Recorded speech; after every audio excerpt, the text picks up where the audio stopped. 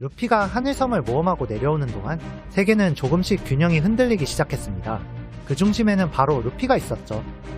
루피가 칠무의 크로커다일을 쓰러뜨린 사건은 세계 균형이 무너지는 결정적인 시발점이었습니다. 루피가 칠무의 한 축을 쓰러뜨린 일은 단순히 보스를 이긴 사건 정도로 치부할 수 없었죠. 원피스 세계관을 현실에 비유해보도록 하겠습니다. 민주주의는 입법, 사법, 행정으로 권력을 나누는 삼권분립 체제로 서로가 서로를 견제함으로써 권력의 균형을 유지하고 있죠. 원피스도 마찬가지입니다. 하지만 원피스 세계는 평범한 세계가 아니라 로저의 죽음으로부터 시작된 대해적 시대라는 혼돈의 시대입니다. 그렇기에 이 시대에서 세계의 균형은 사왕, 칠무의 해군본부라는 거대한 세계의 세력을 중심으로 균형을 잡고 절묘하게 유지되고 있었죠. 이 아슬아슬한 균형이 하나라도 무너지면 세계가 흔들리는 구조랍니다. 그런데 오랜 기간 유지되어 온 균형을 이름조차 알려지지 않았던 밀짚모자를 쓴 유비가 단숨에 무너뜨려버린 겁니다. 세계 최강의 권력인 오로성은 이 사건 이후 루피를 경계하며 주목하기 시작했고, 무너진 칠무의 균형을 빠르게 메우기 위해 해군본부 원수인 생고쿠, 중장 추루, 그리고 칠무의 돈키호테 도플라밍고, 바솔로미쿠마, 메이눈 미호크가 다음 칠무의 선정을 위해 마리조아에서 긴급히 회합을 열었습니다. 그리고 움직이기 시작한 건 세계 정부와 칠무의뿐만이 아니었죠. 바다의 황제인 사왕들 역시 움직이고 있었습니다. 다만 사왕들이 움직이고 있는 이유는 칠무회 때문이 아니었습니다. 루피의 형인 에이스가 뒤쫓고 있던 검은 수염 마샬 디티치 때문이었죠. 루피의 은인이자 사왕 샹크스는 지속적으로 사왕 흰수염과 접촉하고 있었습니다. 샹크스는 흰수염에게 검은 수염과 관련된 문제로 이야기를 나누고 싶어 했죠. 그러나 흰수염은 샹크스가 건방지다며 직접 찾아오라 전했고, 샹크스는 흰수염을 만나기 위한 준비에 들어갔습니다. 왜 검은 수염이라는 한사내 때문에 샹크스가 해군의 견제를 무릅쓰고까지 흰수염을 만나려 하는지 의문만 남긴 채 바로 그 무렵 마리조아에서는 검은 수염 해적단 소속의 라피트라는 남자가 칠무의 선정회의에 갑작스레 등장하였습니다. 그는 크로커다일의 자리였던 칠무의 빈자리에 검은 수염을 추천하고, 我らが一味の名は黒ひげ海賊だ。ご記憶くださいますように。 꼭 기억해달라는 말을 남겼죠. 이렇게 검은 수염이라는 이름이 화두로 떠오르며 언젠가 곧 세계의 폭풍에 눈이 될 것임을 암시했습니다. 그리고 루피는 해적왕의 길로 나아갈 뿐이지만 그가 걸어왔던 길들이, 그리고 앞으로 걸어갈 길들이 단순한 모험이 아닌 세계 전체와 깊숙이 얽히게 될 거라는 강력한 복선이기도 했답니다. 하지만 하늘섬에서 돌아온 루피 일당은 자신들로 인해 세계가 흔들리고 있다는 것을 알 턱이 없습니다. 루피네는 하늘섬에서 가져온 황금으로 뭘 살까 고민이나 하고 있었죠.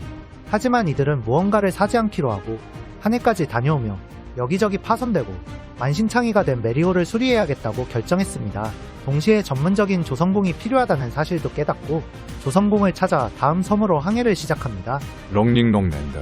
밀짚모자의 땅은 모든 것이 길다란 섬에 도착했습니다. 이 섬은 루피 일행이 세계와 본격적으로 얽히기 전 원피스에서 처음이자 마지막으로 유쾌하고 가벼운 엔터테인먼트형 에피소드가 펼쳐지는 곳이었습니다. 루피 일당은 섬에 상륙한 후 어떤 노인과 그가 기르는 말과 친구가 됩니다. 하지만 폭시 해적단의 은여우 폭시라는 해적이 갑자기 나타나 말을 총으로 쏘며 동료를 빼앗는 게임을 제안했죠. 결국 게임이 시작되고 1라운드에서 남이 우섭, 로비는 레이스 게임에서 패배의 초파를 빼앗깁니다.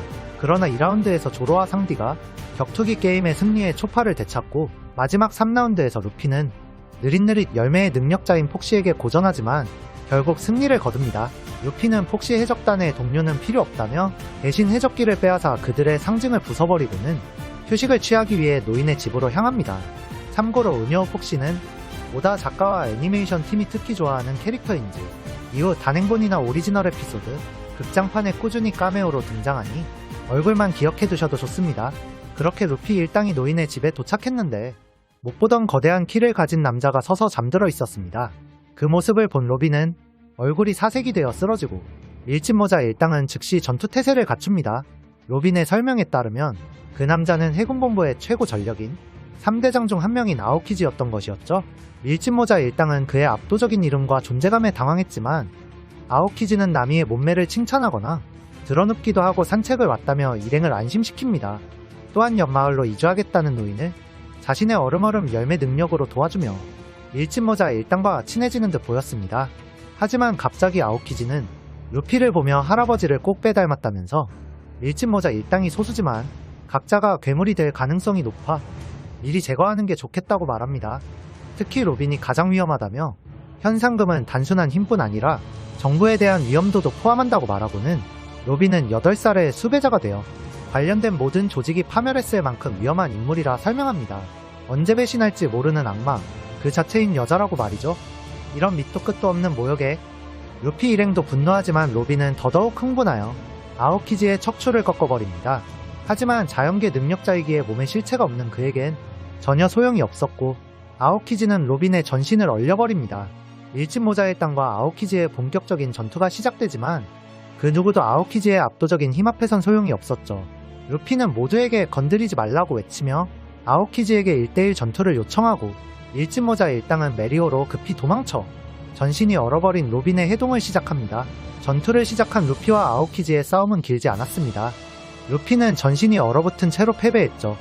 아오키지는 루피가 1대1 승부를 신청한 것을 떠올리며 다른 놈들까지 건드리면 자신만 악당이 되겠네라는 생각에 루피의 의도를 파악하고는 그들을 놓아주기로 결정합니다. 정부가 해야 할 일이 크로커다일 토벌을 정부 대신 해준 빚을 갚는 것이라고도 말하며 말이죠. 그리고 얼음 상태의 루피에게 니코 로빈의 흉악함은 너희들이 절대로 감당하지도 견디지도 못할 것이다 라는 경고를 남기고 그는 다음 섬인 워터세븐으로 향합니다. 밀짚모자 일당은 루피를 데려와 로빈과 함께 해동을 하고 치료를 완료했습니다. 그렇게 강력한 상대가 자신들을 쫓고 있다는 현실을 깨닫고 한바탕 폭풍이 지나간 뒤 긴장이 풀리고 모두가 잠이 든 사이 로빈은 뜬 눈으로 많은 생각에 잠겨 밤을 지셉니다. 날이 밝고 루피 일행은 다음 섬을 향해 출발합니다. 그러다 등대가 보이기 시작하고 기묘한 일들이 벌어지기 시작하죠. 자유형으로 헤엄치는 상처투성이의 개구리가 나타나더니 세상에 있을 수 없는 바다를 가로지르는 열차가 나타납니다. 밀짚모자의 땅은 개구리가 거대한 열차에 튕겨나가는 것을 보며 바다 한가운데에 자리 잡은 등대에 배를 대게 됩니다. 그곳에는 주정뱅이 코코로 할멈이라는 역장과 그녀의 손녀 침리, 그리고 애완동물 곰배가 있었습니다. 코코로 할멈과 침리는 세계에서 단 한 대뿐인 바다열차 허핑톰에 대해 설명해주며 이를 통해 여러 섬으로 갈 수 있다는 사실을 알려줍니다. 또한 정부 관계자만이 접근할 수 있는 섬도 있다는 이야기를 덧붙이죠. 루피 일행은 배가 있으니 퍼핑톰은 타지 않고 기록지침을 따라 서쪽으로 갈 것이라고 말하자 코코로 할멈은 추천서를 건네며 이 방향에 조선업으로 유명한 세계 최고의 조선공들이 모인 수상도시 워터세븐이 있다고 알려줍니다. 루피 일행은 메리오의 수리와 세계 최고의 조선공을 동료로 삼기 위해 워터세븐을 향해 항해를 시작합니다. 수상도시 워터세븐. 메리오가 드디어 수상도시 워터세븐에 도착했습니다. 루피와 나미, 우솝은 황금을 환전하기 위해 환전소로 향했고 조로는 배를 지키기 위해 메리오에 남았으며 상디는 식자재를 사러 나가고 로빈과 초파는 책을 사러 길을 나섭니다. 마침 워터세븐은 근처 섬에서 가면축제가 열려 가면을 쓴 사람들이 거리를 가득 메우고 있었는데 거대한 최고의 가면을 쓴 누군가가 로빈에게 다가와 속삭입니다. CP9 です. 로빈은 그 목소리에 발걸음을 멈추고 표정이 굳기 시작합니다. 여기서부터 에피소드의 분위기가 달라지기 시작하죠. 초파는 곧 로빈이 사라진 것을 알아채고 로빈을 찾으려 합니다. 그러다 상디와 합류하여 함께 로빈을 찾기 시작하죠. 상디는 아오키지가 경고했던 로빈의 위험성을 떠올리며 일단 배로 돌아가 기다리자고 제안합니다. 한편 루피, 나미, 우솝은 환전을 마친 후 갈레라 컴퍼니에 도착합니다.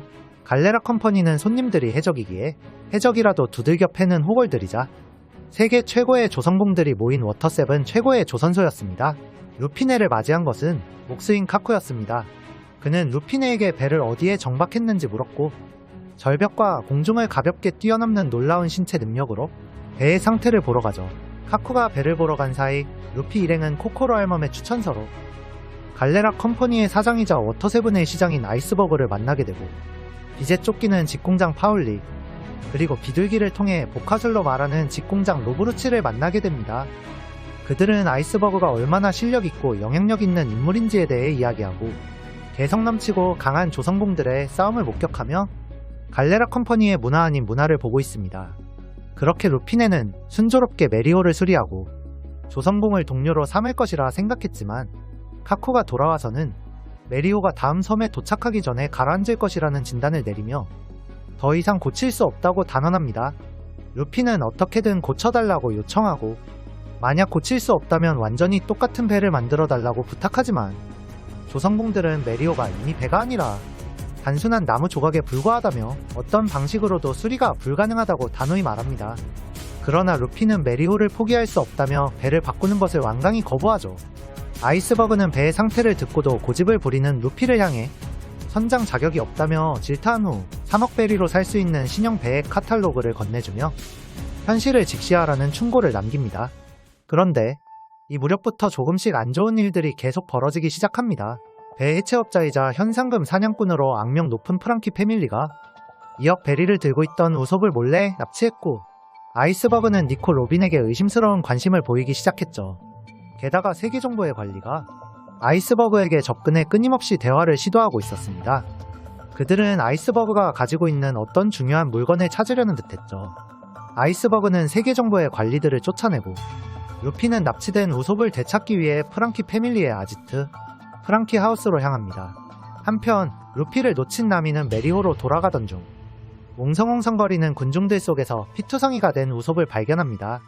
우솝은 메리호를 고칠 돈을 잃었다는 죄책감에 크게 절망하고 있었고 일어날 기력조차 없어 보였죠. 나미는 죄책감에 가득 차 좌절하고 있는 우솝에게 차마 메리호가 더 이상 항해할 수 없다는 사실을 전할 수 없었습니다. 나미는 심각한 상태의 우솝을 잠시 쉬게 한 후 배에 있는 다른 동료들을 데리러 서둘러 돌아갑니다. 그 돈을 되찾아 몽땅 투자하지 않으면 앞으로의 항해가 불가능하다는 것을 알고 있었기 때문이죠. 하지만 그때 피투성이가 된 우솝은 죄책감에 사로잡혀 홀로 프랑키 하우스로 쳐들어가고 맙니다. 프랑키 하우스에는 가면을 쓴 프랑키라는 사내가 있었고 프랑키는 훔친 2억 베리로 사고 싶은 물건을 사기 위해 우솝을 무시하고 자리를 떠납니다. 남겨진 프랑키 패밀리는 쓰러진 우솝을 붙잡고 더 거칠게 구타하기 시작했죠. 한편 나미에게 배의 상태와 우솝의 소식을 들은 밀짚모자 일당은 길을 잃었던 루피와 합류합니다.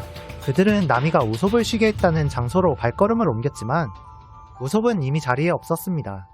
그들은 우솝이 프랑키 하우스로 쳐들어갔을 것이라고 정확히 예상합니다. 아니나 다를까 프랑키 하우스에 도착한 밀짚모자 일당은 피투성이가 된 채 기절해 있는 우솝을 발견합니다. 이 광경에 이성의 끈이 끊어진 밀짚모자 일당은 프랑키 패밀리 전원을 모두 초토화시키고 그들의 아지트까지 가루로 만들어버립니다. 여기에서 루피는 깊은 생각에 잠기고 ゴーイングメリー号とはここで別れよう。 메리오와 작별하기로 결심하게 됩니다. 로빈을 제외한 일당이 메리오로 돌아와 잠시 휴식을 취하던 중 우솝이 정신을 차립니다. 루피는 아무렇지 않은 표정으로 우솝에게 새로 살 배의 카탈로그를 보여주며 메리오와의 이별을 통보합니다. 하지만 메리오는 우솝의 고향에서부터 함께한 소중한 배였고 카야가 선물한 배였기에 우솝은 이를 받아들일 수 없었죠. 결국 두 사람은 감정에 골이 깊어져 다투기 시작하죠. 루피는 메리오는 더는 고칠 수 없다고 단호히 말하지만 우솝은 이를 받아들일 수 없다며 격분합니다. 우솝은 루피에게 온갖 모진 말을 쏟아내었고 루피도 감정이 고조된 끝에 그렇다면 이 배에서 내려라는 말을 꺼내려다 상디에게 걷어차입니다. 우솝은 그 말을 듣고는 그동안의 자격지심을 드러내며 밀짚모자 해적단을 떠나겠다고 선언합니다. 그리고 우솝은 메리오를 가져가기 위해 메리오의 선장이자 밀짚모자 일당의 선장인 루피에게 도전장을 내밉니다. 그렇게 결투가 시작되고 우솝은 8,000명의 부하가 있다는 거짓말과 특유의 어설픈 공격으로 루피에게 덤빕니다. 이빨 사이에 면도칼이 들어가면 아플 거라는 주문 공격이나 날계란을 던지고 케첩으로 피를 흘리는 척하거나 매운 소스를 입에 넣는 등의 기술들 말이죠. 그리고 마지막으로 하늘섬에서 사용한 임팩트 다이얼로 루피에게 일격을 날리기까지 합니다. 하지만 예상했던 대로 우솝은 루피를 이길 수 없었습니다. 루피는 우솝에게 이기긴 했지만 메리오를 우솝에게 넘겨주고 船を明け渡そう。俺たちはもうこの船には戻れねえから。 이젠 동료가 아닌 우솝을 뒤로 한 채 무거운 마음으로 배를 떠납니다. 이렇게 밀짚모자 일당이 내부적으로 분열되고 있을 때 워터세븐 역시 혼란의 소용돌이에 빠져들고 있었습니다. 워터세븐에서 가장 사랑받는 권력자이자 영웅인 시장 아이스버그가 총에 맞았다는 소식이 워터세븐 전역에 퍼지며 분노의 불길이 치솟고 있었죠. 동시에 뒷세계의 거물인 프랑키 역시 자신의 패밀리와 아지트가 초토화된 사실을 분개하여 갈레라 컴퍼니로 향했습니다. 거기에 등대의 코코로 할멈은 아쿠아 라구나라는 거대한 파도가 올 것이라고 이야기합니다. 워터세븐 전체에 내외부적으로 아문이 들이우고 있었죠. 도시 전역에 아쿠아 라구나라는 초거대의 해일 경보가 울려 퍼지기 시작했습니다. 도시를 바닷속에 잠기게 할 정도의 거대한 해일이 몰려오고 있다는 경고였죠. 상디와 초파는 실종된 로빈을 찾기 위해 시내를 수색하던 중 해일 경보를 듣고 더 빨리 서두릅니다. 그리고 이제는 동료가 아닌 우소백에도 멀리서 소식을 전해주죠. 한편 루피와 나미는 배와 관련된 문제를 해결하기 위해 총격을 당했다는 아이스버그가 있는 갈레라 컴퍼니로 발걸음을 옮깁니다. 그런데 그곳에는 자신의 패밀리를 박살낸 루피를 기다리고 있는 프랑키가 있었습니다. 두 사람이 마주한 갈레라 컴퍼니는 곧 결투장으로 변했습니다. 프랑키의 몸은 사이보그였기에 그 피해가 더 막심했죠. 이 혼란의 와중에 아이스버그가 깨어나 충격적인 사실을 밝힙니다. 자신을 쏜 건 니코로빈이라고 말이죠. 아이스버그의 이 발언은 워터7 전역에 퍼지며 일진모자 일당은 도시의 영웅을 암살하려 한 죄로 모든 조선공들과 시민들의 표적이 됩니다. 특히 갈레라 컴퍼니 중에서도 가장 강력하고 실력 있는 1번 부두의 직공장들이 루피와 프랑키의 싸움 소식을 듣고 그들의 앞에 등장하여 3파전의 양상까지 벌어지죠. 갈레라 직공장들은 니코로빈이 왜 아이스버그를 죽이려 했냐며 루피를 추궁하지만 루피는 로빈이 그럴 리 없다며 영문도 모르고 일방적인 공격을 견뎌냅니다. 루피가 일방적으로 당하고 있는 그때 프랑키는 자신의 상대였던 루피를 갈레라가 빼앗아간 것에 불쾌함을 느끼고 엄청난 기술로 조선소를 난장판으로 만들었습니다. 루피는 그 틈을 타 잡혀있던 나미를 데리고 탈출했죠. 갈레라와 시민들은 밀짚 모자의 땅을 모두 추격합니다. 루피와 나미는 도망치며 로빈이 범인으로 지목된 이유에 대해 의문을 품었죠. 그리고는 아이스버그에게 진실을 묻기 위해 자택으로 들어갈 계획을 세우지만 루피는 참을성이 부족한 나머지 곧바로 아이스버그의 저택으로 돌진합니다. 그는 온갖 무장한 조선공들에게 쫓기다가 아이스버그의 비서인 칼리파의 신호를 받고 아이스버그와 마주하게 됩니다. 아이스버그는 루피에게 자신을 쏜 것은 니코로빈이 확실하다고 말하고 다시 한번 로빈을 만나게 해달라고 부탁합니다. 그러나 루피는 여전히 로빈의 행방을 모른다며 난감해하고 아이스버그는 진실을 알고 싶다는 이야기만 남긴 채 대화를 마칩니다. 한편 워터7의 중심가 브루노의 술집에서는 프랑키와 코코로 할멈이 아쿠아 라구나와 아이스버그 총격 사건에 대해 이야기하고 있습니다. 프랑키는 해적들이 아이스버그를 쏜 것이라 단정하지만 코코로 할멈은 아이스버그가 오래전부터 세계정부에 쫓기고 있었다며 모든 사건이 어둠의 암살 부대 CP9의 소행일 가능성을 제기합니다. 프랑키와 술집 주인장 블루노는 이를 단순한 소문으로 치부하지만 소문이 아니었죠. 워터7의 뒷골목에서는 로빈이 CP9과 함께 아이스버그의 저택을 다시 습격할 계획을 세우고 있었습니다. 와중에 밀짚모자 일당은 모두가 아이스버그 암살범으로 지목되어 워터7 전역에서 쫓기고 있었죠. 다만 현상금이 없던 상디와 초파는 좀 자유로웠습니다. 그런데 그때 로빈이 상디와 초파 앞에 나타납니다. 로빈은 자신이 시장을 쏜 범인임을 인정하며 이번 사건을 모두 밀짚모자 일당에게 뒤집어 씌우고 도망칠 것이고 사태는 악화될 것이라고 말합니다. 그리고는 너희들은 자신의 어둠을 이해할 수 없고 그 어둠은 너희들을 멸망시킬 것이라는 말을 남긴 채 상디와 초파에게 고맙다는 인사를 건네며 떠납니다. 상디는 단독 행동을 결심하고 초파에게 이 모든 사실을 다른 동료들에게 빠짐없이 전하라고 당부합니다. 이후 초파는 루피 일행과 합류하여 모든 사실을 전하고 조로는 로빈이 적인지 동료인지 판단해야 할 때가 왔다고 말합니다. 그것을 확인하기 위해 또 한 번 시장 암살이 일어날 것이라 확신하고 그때 로빈을 잡아 진실을 묻기로 결심합니다. 밤이 되자 아이스버그의 저택은 철통 같은 경비가 펼쳐졌습니다. 가장 강력한 일부두의 직공장들이 침실 앞을 지키고 있었죠. 이때 비서인 칼리파는 아이스버그에게 다가가 니코로빈의 수배 전단을 왜 방에 붙여두는지 묻습니다. 아이스버그는 그녀는 악마이고 모르는 게 좋을 것이라는 의미심장한 말을 남기며 파울리를 불러달라고 하였습니다. 칼리파가 나간 후 그는 파울리에게 큰 위험이 따르는 중요한 부탁을 하였습니다. 이때 저택의 나무 위에서는 밀짚모자 일당이 대기 중이었고 지붕 위에서는 로빈의 옆을 지나갔던 거대한 덩치의 사내가 로빈과 함께 서 있었습니다. 이들은 전보벌레로 누군가와 통신 중이었고 작전 시작을 알리는 포격 신호를 기다리고 있었죠. 갈레라 컴퍼니의 포격이 시작됩니다. 로빈과 덩치 큰 사내는 즉시 진입을 개시했고 이와 동시에 계획이란 걸 머릿속에 넣지 않는 루피 역시 저택으로 돌입했습니다. 조로, 나미, 초파도 뒤늦게 따라 진입합니다. 그런데 갈레라 컴퍼니에 진입한 이들은 또 있었습니다. 화려한 가면을 쓰고 채찍을 휘두르는 자와 소와 해골 가면을 쓴 이들까지 이들은 모두 말도 안 되는 신체 능력을 갖고 있었고 무자비하게 조선공들을 쓰러뜨리며 무언가를 챙기고 있는 파울리 앞에 도착했습니다. 이들은 자신을 사이퍼폴 CP9이라 칭하며 아이스버그의 물건을 내놓으라고 요구했죠. 밖에서는 암살이 아닌 대규모 습격의 현장이 되어가고 있었습니다. 로빈은 문문 열매의 능력자인 덩치 큰 사내와 함께 아주 손쉽게 아이스버그의 침실로 진입했습니다. 그리고 로빈과 CP9은 마침내 왜 아이스버그를 노리는지, 왜 이 모든 사건을 일으켰는지에 대해 설명을 시작했습니다.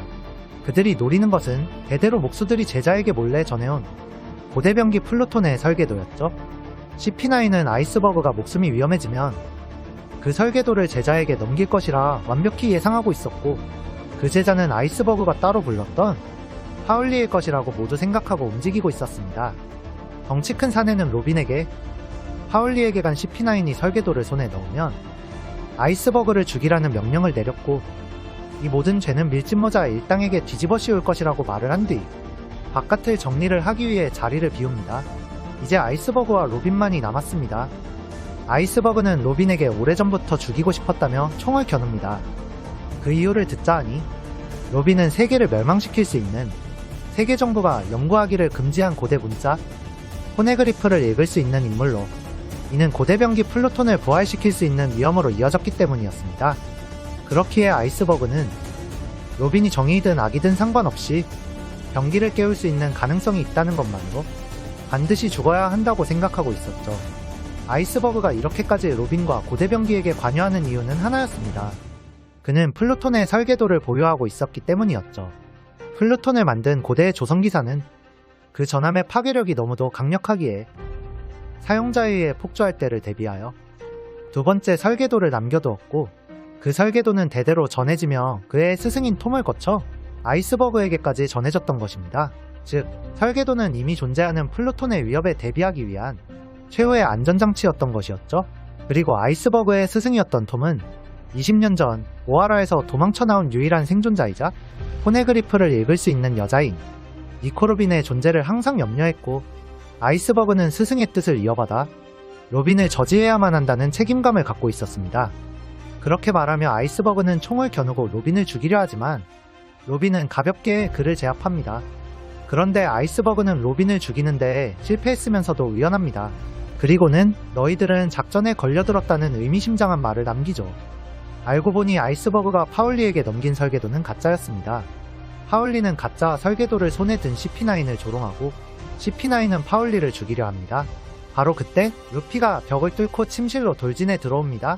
그는 아이스버그의 침실로 들어가려다 길을 잘못 든 것이죠. CP9은 설계도가 가짜라는 사실에 다급해졌었기에 루피와 파울리를 포박만 한 채 진짜 설계도를 찾기 위해 아이스버그의 침실로 향했습니다. 결국 모든 가면을 쓴 인물들이 아이스버그의 침실로 모이게 됩니다. 그때 익숙한 비둘기 한 마리가 가면을 쓴 사내의 어깨에 내려앉습니다. 그리고 이들이 가면을 벗자 너무도 낯익은 얼굴들이 나왔죠. 그들은 바로 일부두의 직공장 루치와 카쿠, 아이스버그의 비서 칼리파, 그리고 술집의 블루노까지. 이들은 플루톤의 설계도를 노리고 무려 5년이나 워터7에 잠입해 있던 정부의 요원이었던 것이었습니다. 이런 충격적인 상황의 반대쪽에선 포박된 루피가 자신을 어엿한 몫으로 만들어준 아이스버그를 구하고 싶다며 울컥하는 파울리의 모습을 보고는 고무의 몸을 이용해 포박을 벗어나고 파울리와 함께 아이스버그의 침실로 향합니다. CP9은 아이스버그에게 자신들의 정체를 밝히기 시작합니다. 사이퍼폴 기관은 1부터 8까지 존재하는 세계 정부의 공식 첩보기관이며 각 거점에서 다양한 정보를 수집하고 임무를 수행하는 조직이라고 말이죠. 그러나 그중 9번째 번호를 부여받은 CP9은 다른 첩보기관들과는 차원이 다른 특권을 가지고 있었습니다. 그 특권은 바로 정의의 이름 아래 정부의 비협조적인 시민을 죽일 수 있는 살인어가였죠.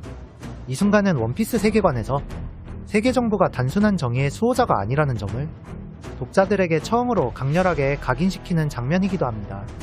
로브루치는 이어서 병기에 대한 이야기를 꺼냅니다. 그는 병기를 두려워하며 살기보다는 이를 되살려 대외적 시대를 끝내는 정의의 전력으로 삼겠다는 것이 정부의 의지라고 말합니다. 하지만 아이스버그는 이에 반박하며 병기가 부활하면 결국 서로가 그것을 차지하려 싸우게 될 것이라는 인간의 본성을 지적합니다. 俺は人間の差がを知ってるだけだ。小僧。 이에 발끈한 루치는 도발한 아이스버그를 거칠게 걷어차고 그의 맥박을 재며 진실을 캐내려 합니다. 루치는 본격적으로 진짜 설계도의 행방을 추리하기 시작합니다. 왜 아이스버그는 가짜 설계도를 넘겼을까? 단순히 자신을 죽이러 온 자들이라면 진짜 설계도를 잃게 되는 셈인데 그가 그렇게 어리석을 리는 없고, 그렇다면 진짜 설계도는 이미 누군가에게 맡겨졌을 가능성이 크다. 라고 말하며 루치는 가짜 설계도에 적힌 설계사의 이름들을 읽습니다. 톰, 아이스버그, 커티프람. 그리고 회사 이름인 톰즈 워커스. 톰즈 워커스는 워터7의 전설적인 설계사 톰이 이끌던 회사로, 톰과 커티프람은 8년 전 죽었다고 알려진 인물이었습니다. 그러나 CP9은 잠입 중에 자신을 딱 한 번 커티프람이라 부르며 아이스버그를 찾아온 남자를 본 적이 있었다고 말합니다. 그 커티프람이라는 남자는 바로 프랑키였죠. 루치는 아이스버그에게 없는 설계도는 톰의 제자로 함께 일했던 프랑키에게 있음을 확신한다며 아이스버그에게 말합니다. 게다가 프랑키의 양아치 같은 평판은 오히려 그의 방패막이었을 거란 것까지 추측하죠. 루치는 아이스버그의 고동치는 맥박을 보며 설계도가 프랑키에게 있다는 확신을 굳히고 그를 제거하려는 순간 벽이 박살나며 루피와 파울리가 등장합니다. 그 반대편에서는 루피를 찾으러 온 조로와 나미, 쇼파가 문을 부수고 돌입합니다. 혼란 속에서 파울리는 자신이 동료로 여겼던 이들이 사실은 CP9이었다는 사실에 큰 충격을 받고 루치와 맞서 싸우지만 CP9의 육식이라 불리는 초인적인 육체 강화 기술 앞에서는 상대가 되지 않았습니다. 루피 역시 파울리를 도우려 하지만 루치에게는 역부족이었습니다. 급한 와중에 루피는 로빈에게 해적단을 나가고 싶은 이유를 묻습니다. 로빈은 너희와 함께 있으면 이룰 수 없는 소원이 있기 때문이라며 그 소원을 이루기 위해 어떤 희생도 감수하겠다고 단호하게 대답합니다. 이를 들은 아이스버그가 로빈을 말리려다 그녀에게 팔이 꺾이는 장면에서 일당은 로빈의 냉혹한 모습을 보며 당황하기까지 하죠. 조로는 루피에게 로빈의 하선을 받아들일 수 있느냐고 묻지만 루피는 이를 단호히 거절하고 로빈을 되찾겠다는 결의를 다집니다. 그러나 로빈은 이미 떠나버렸죠. CP9은 육식이라는 강력한 신체 강화 기술로 루피와 조로를 손쉽게 제압하고 이제 갈레라 컴퍼니가 불타게 될 것이라 예고합니다. 마지막으로 로브루치는 재미있는 것을 보여주겠다며 자신의 능력, 육체를 단련할수록 더 강해지는 동물계인 고양고양 열매 모델 레오파드의 인수형 모습을 드러냅니다. 루치는 루피의 몸을 관통시킨 후 날려버리고 조로를 발로 걷어차 하늘로 날려버립니다. 나미는 건물에서 떨어지고 아이스버그와 파울리는 불타는 건물에 갇혀 묶여 있습니다. 쇼파는 그 자리에 보이지 않습니다. 불길이 거세지는 가운데 CP9은 모든 죄를 해적들에게 덮어씌우고 大都市の市長である。一市民が巨大な政府に立てつくものじゃない。 일개 시민이 거대한 정부에 맞설 수 없다는 원피스 세계관 전체를 관통하게 되는 말을 남기며 톰의 또 다른 제자 커티프람, 즉 프랑키를 찾아 나섭니다. 한편 워터7에는 아쿠아라구나 경보가 울려 퍼지면서 엄청난 강풍이 불고 있었죠. 뒷골목은 이미 바다에 잠기기 시작했습니다. 그 와중에 프랑키는 우솝과 함께 있었죠. 프랑키는 루피에게 당한 분노로 그를 찾기 위해 우솝을 붙잡아 유인책으로 삼으려 했지만 우솝은 이미 밀짚모자 일당에서 나왔다고 밝혔기에 그냥 같이 있게 된 것이었습니다. 우솝은 메리오 때문에 일당에서 나왔다는 이야기를 프랑키에게 털어놓고 프랑키는 그를 듣고 오열하다가 이미 이역베리를 다 써버렸다고 떠돌리면서 둘 다 감정이 왔다 갔다 하는 채로 워터7의 과거와 아쿠아라구나의 위협에 대해 이야기하고 있었습니다. 워터7의 사람들은 해마다 오는 아쿠아라구나의 거대한 해일과 점점 높아지는 해수면에 대한 불안감이 늘 있다고 말이죠. 하지만 바다열차 퍼핑톰을 만들어낸 전설의 조성공 톰 덕분에 위대한 항로의 험난한 기후 속에서도 다른 섬으로 왕래할 수 있게 되었다는 이야기를 합니다. 이 순간 프랑키는 처음으로 온순한 표정을 짓고 있었죠. 그렇게 대화를 이어가던 중 프랑키는 우솝에게 묻습니다. 그 배를 고쳐서 어쩌겠다는 거냐고 말이죠. 우솝은 위대한 항로를 함께 항해한 메리오와 함께 고향인 이스트 블루로 돌아갈 것이라고 대답합니다. 그러나 프랑키는 단호하게 말합니다. 그 배를 끌어올릴 때 직접 살펴보았고 그 배는 절대 이스트 블루로 돌아갈 수 없다고 말이죠. 그는 갈레라 컴퍼니의 검사가 정확했다고 덧붙이며 해체업자로서 직접 해체 작업을 하겠다고 말합니다. 프랑키는 메리오의 용골이 부서져 더 이상 배로서의 역할을 할 수 없는 상태임을 지적하며 메리오를 부수기 시작합니다. 우솝은 이를 필사적으로 막으려 하지만 프랑키는 인간의 척추에 비유될 수 있는 배의 용골이 부서진 메리오의 처참한 상태를 직접 보여주죠. 우솝은 이를 보고도 눈을 질끈 감으며 메리오를 수리하기 시작하지만 사실 그도 이미 알고 있었습니다. 여기서 하늘섬에서 일어난 의문의 사건이 풀립니다. 하늘섬에서 우솝이 화장실을 다녀오는 사이 망치질 소리가 들렸고 누군가가 메리오를 수리한 흔적이 있었던 사건 말이죠. 우솝은 그때 누군가가 자신에게 말을 걸었다고 회상하며 大丈夫もう少しみんなを運んであげる 그것이 바로 메리오의 화신이 아니었을까라고 생각합니다. 그는 메리가 이미 한계라는 것을 알고 있었지만 마음 깊은 곳에서는 이를 받아들이고 싶지 않았던 것이었죠. 이에 프랑키는 그것이 바로 클라바우터만이라고 설명합니다. 클라바우터만은 배가 깊은 애정을 받으면 배에 깃드는 요정으로 배를 사랑하는 뱃사람들에게 행운의 존재로 알려져 있었다고 말이죠. 이렇게 훈훈한 대화는 잠시 우솝과 프랑키는 메리오를 어떻게 해야 하는지 논쟁을 벌이며 격렬한 말다툼을 시작하는데 그 순간 CP9이 프랑키의 앞에 나타납니다. 프랑키는 분위기가 달라진 구면의 인물들 앞에서 당혹감을 느끼지만 로브루치는 돌려 말하지 않고 모든 것을 알고 왔다며 자신들의 정체를 밝힙니다. 이어서 아이스버그를 죽였다는 충격적인 사실을 밝히며 설계도를 내놓으라고 요구합니다. 프랑키는 공격하지만 상대가 되지 않았죠. 그래도 프랑키는 CP9이 아지트를 뒤지기 시작하는 것을 막아섭니다. 남의 추억을 헤집지 말라며 말이죠. 그가 서 있는 장소는 전설적인 조성궁, 톰이 이끌던 톰 조어커스의 아지트였기 때문입니다. 이곳은 단순한 공장이 아니라 그에게 있어 소중한 추억이 깃든 장소였습니다. 로브루치는 톰을 범죄자라며 비난하지만 프랑키는 이에 격렬히 반발하며 과거의 기억을 떠올리기 시작합니다. 22년 전 프랑키는 말썽꾸러기였으며 해적에게 버림받은 아이였습니다. 위대한 조성공이었던 톰은 자신을 키워달라는 프랑키를 거두었지만 프랑키는 배 만드는 실력은 뛰어났어도 무기나 전함만을 만드는 문제아였죠. 톰의 수제자인 아이스버그는 늘 프랑키를 꾸짖으며 무기는 언젠가 사람을 다치게 한다고 경고했지만 톰은 남자라면 끝을 보라는 태도로 프랑키를 말리지는 않았습니다. 이들은 톰의 비서였던 코코로 할멈과 개구리 요코즈나와 함께 지내며 톰 조어커즈를 운영하고 살아가고 있었죠. 그런데 당시 조선업으로 먹고 사는 워터세븐은 끊임없이 아쿠아라구나의 침수 피해를 겪으며 점점 피폐해져 갔습니다. 해적들이 교역을 방해하고 자재를 구하기 어려워지면서 섬은 점차 쇠락의 길을 걷고 있었죠. 이를 지켜보며 톰은 섬의 희망이라고 불리는 바다열차를 밤마다 설계하며 섬에 활력을 넣을 계획을 세우고 있었습니다. 그렇게 일상적인 나날이 계속되던 어느 날 이동하는 재판소, 정부의 사법선이 워터세븐에 도착해 톰을 법정에 세웠습니다. 그 제목은 해적왕 골디로저의 배인 오로잭스너를 건조했다는 것이었죠. 그리고 톰은 애니에스로비로 연행되어 사형에 처해진다는 판결을 받았습니다. 그러나 톰은 재판정에서 뜻밖의 제안을 합니다. 자신의 죄를 10년 연장해달라는 것이었죠. 그는 워터세븐을 구할 바다열차 퍼핑톰을 만들고 있다고 설명하며 이것이 섬의 운명을 바꿀 것이라고 호소했습니다.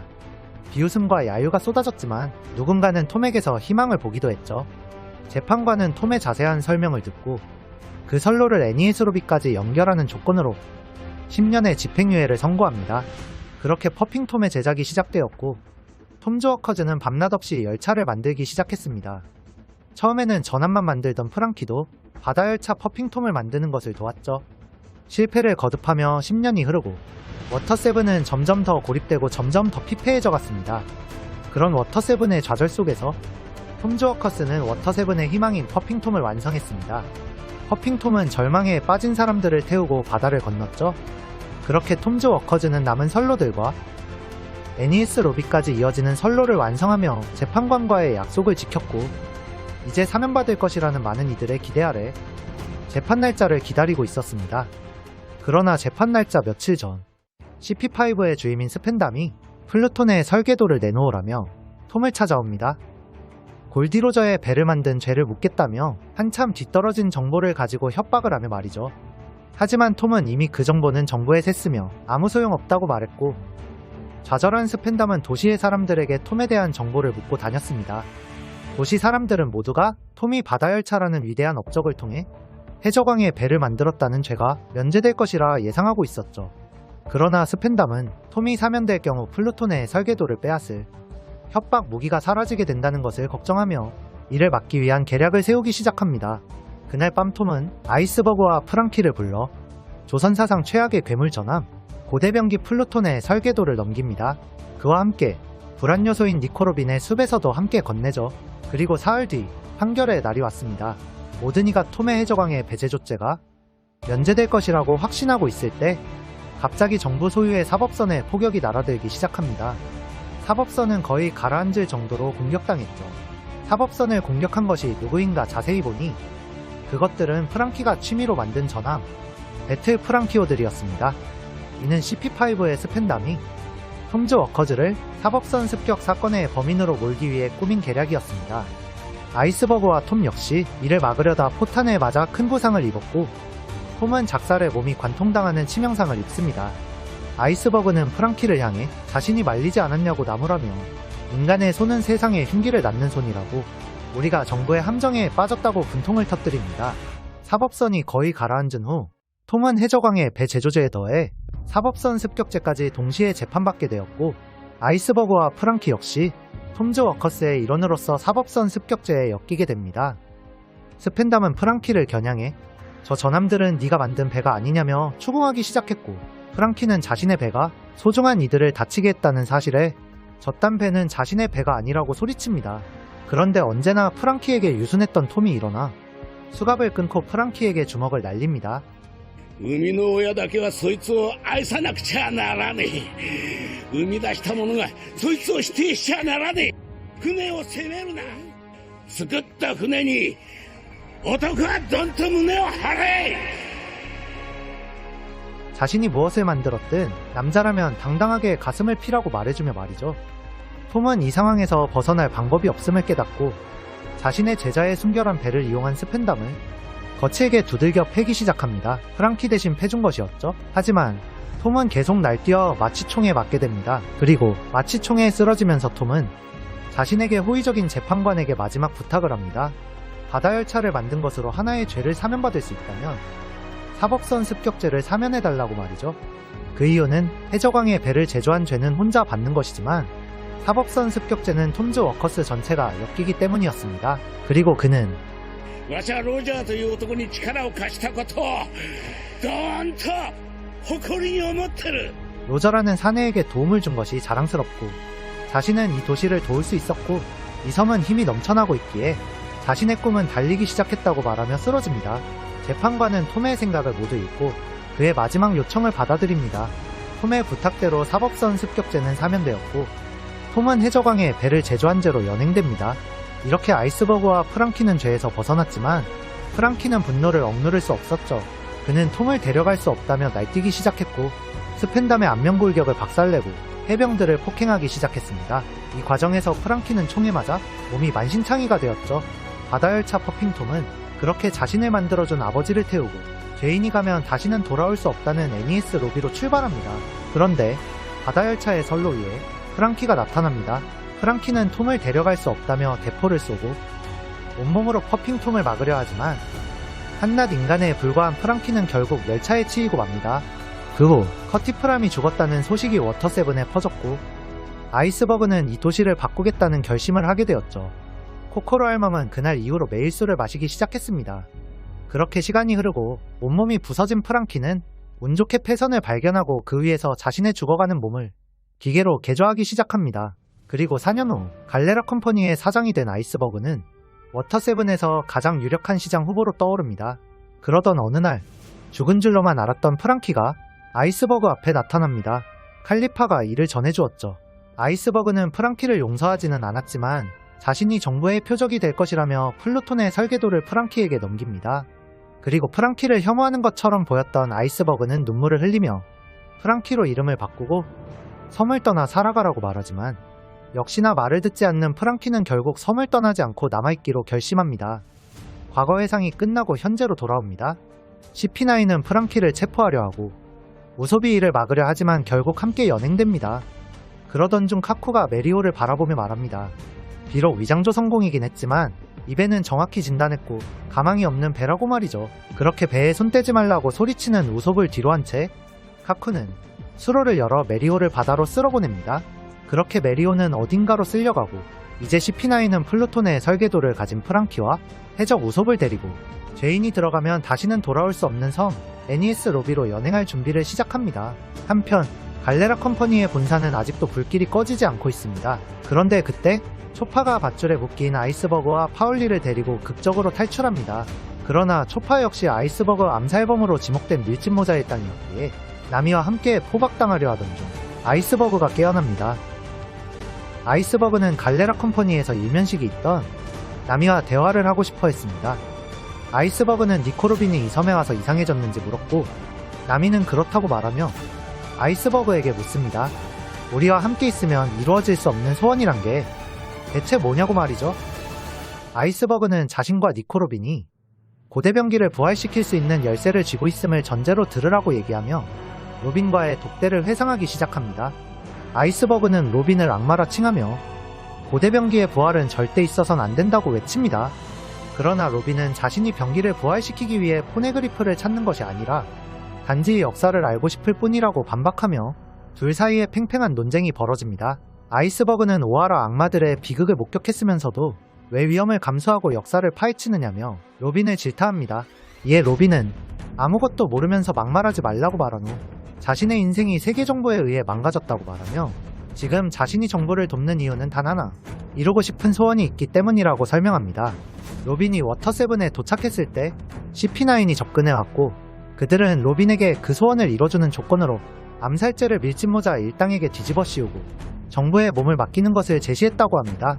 이 제안을 거부하면 해군본부의 중장 5과 군함 10척을 동원하는 국가전쟁급 긴급명령 버스터콜을 밀짚모자 일당에게 발동한다는 이야기와 함께 말이죠.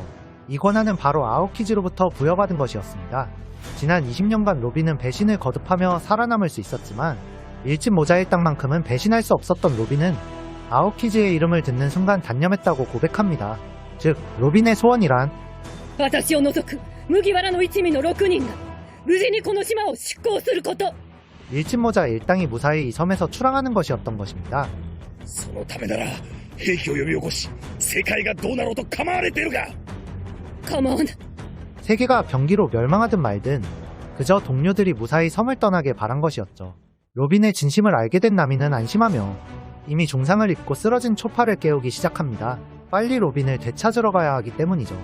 초파는 로빈이 자신들을 싫어하지 않는다는 사실에 감동하며 힘을 내지만 아이스버그는 로빈을 태운 NES로 비행 바다열차가 30분 후 출항한다는 정보를 알려줍니다. 나미는 파울리와 함께 로빈을 설득하러 바다열차 역으로 향하고 초파와 갈레라 컴퍼니의 조선공들은 어딘가로 날아간 루피와 조로를 찾기 위해 흩어집니다. 이렇게 시간이 촉박한 그때 그동안 한 번도 모습을 보이지 않았던 오다이치로 피셜, 밀짚모자 일당의 다크호스 상디는 이미 바다열차 앞에 대기해 있었습니다. チョッパー一つ覚えておけ。女の嘘は許すのが男だ。 상디는 로빈이 거짓말을 하고 있었던 걸 이미 알고 있었던 것이었죠. 그러나 그의 멋진 모습도 잠시 상디는 로빈에게 백마탄 왕자처럼 보일 것이라는 망상을 하던 도중 CP9에게 연행되고 있는 우섭을 발견하게 됩니다. 어떻게 해야 할지 고민하던 상디는 결국 바다열차에 몰래 탑승하기로 결심하고 열차가 출발합니다.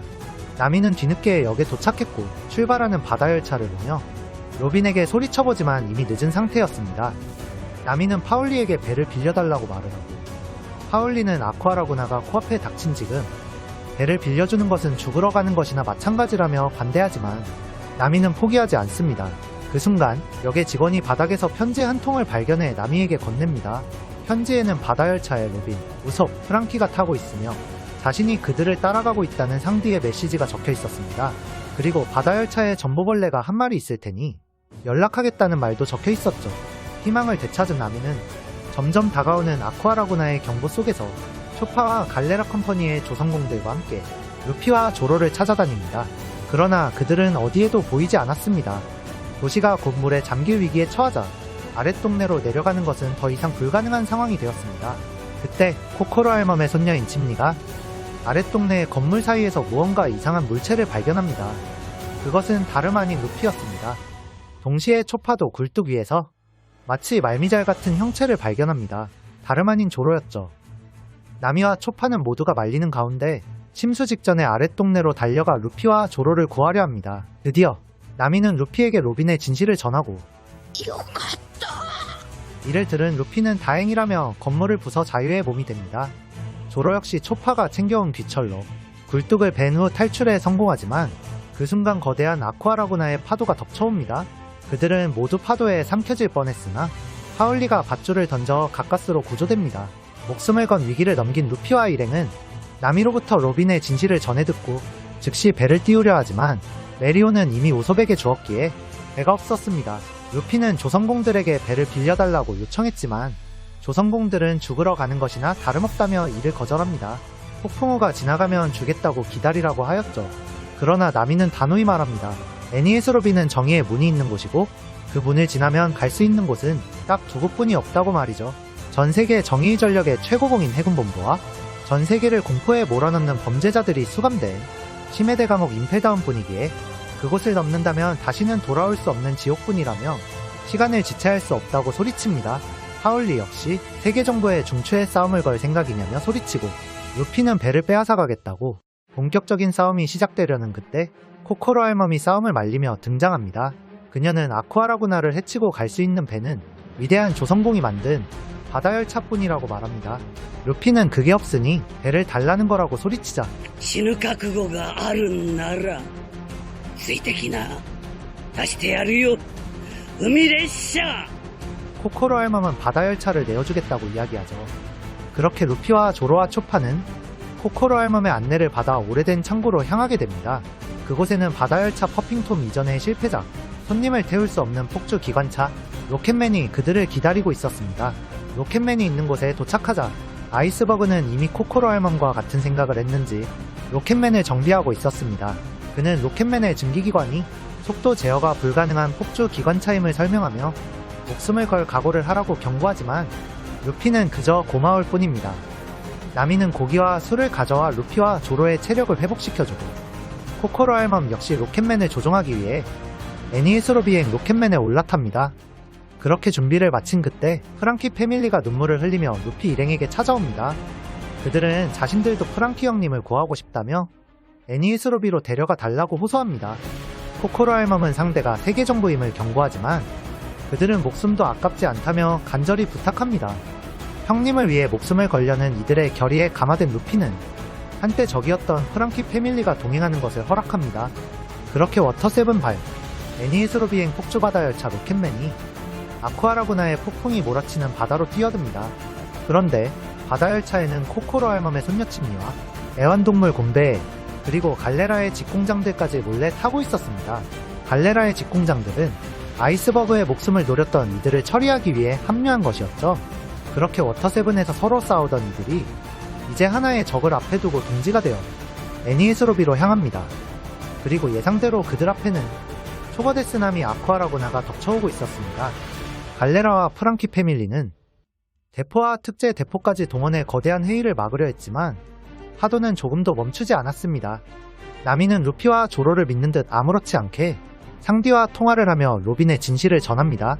그때 루피와 조로는 오랜만에 합을 맞춰 대포를 쏘겠다고 말하며 합동 공격을 합니다.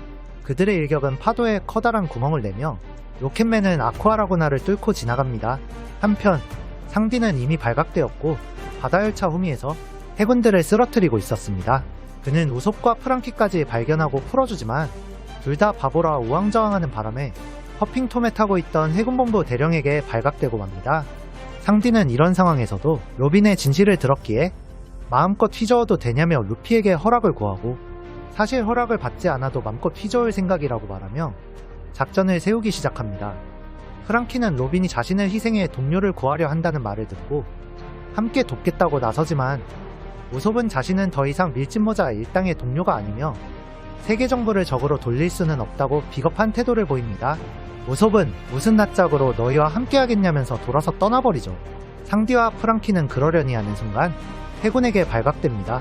그런데 누군가가 그 해군을 쏘아 떨어뜨렸죠. 그 누군가는 바로 私の名はソゲキング 우솝군에게 사연을 들었고 로빈의 구출을 돕겠다며 자신을 저격왕이라고 부르는 사내였죠. 사실 그는 변장한 우솝이었습니다.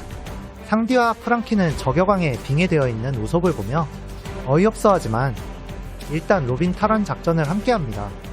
그들의 계획은 티본 대령을 포함한 해군들을 맨 뒤로 유인하고 차량을 분리시켜 로켓맨에 합류하게 만드는 것이었습니다. 그럼 로켓맨에 타고 있는 루피네가 알아서 할 테니 말이죠. 그렇게 후미의 해군들을 떨궈내고 CP7 그리고 CP9의 신참까지 하나하나 쓰러뜨리며 앞으로 나아갑니다. 우섭은 창문을 타고 로빈에게 접근하는 데 성공하고 상디는 CP9이 있는 칸에 도달합니다. 로브루치는 상디를 보며 성격이 왜 그러냐며 대수롭지 않아 하고 상디는 이에 굴하지 않고 로빈을 되찾기 위해 덤벼듭니다. 그런데 로브루치는 상디를 도발하기 시작합니다.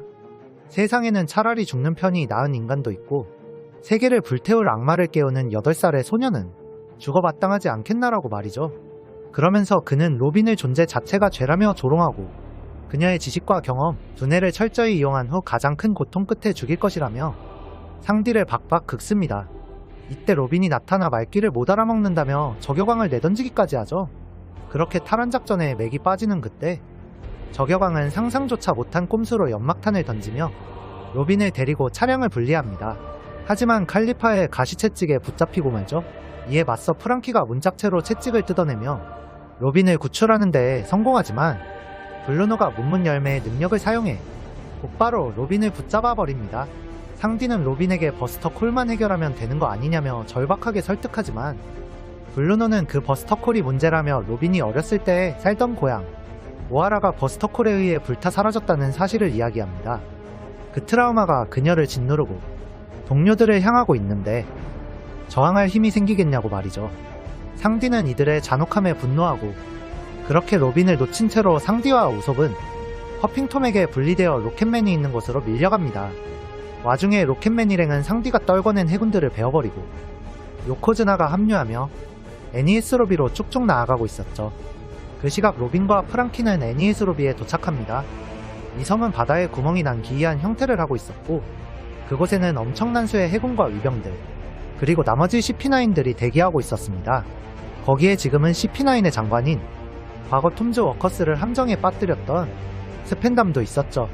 로빈은 고대병기를 부활시킬 수 있는 여자이고 프랑키는 고대병기의 설계도를 가진 남자였기에 이 둘을 모두 붙잡은 스펜담은 경사스러운 날이라며 CP9을 맞이할 준비를 하고 있었습니다.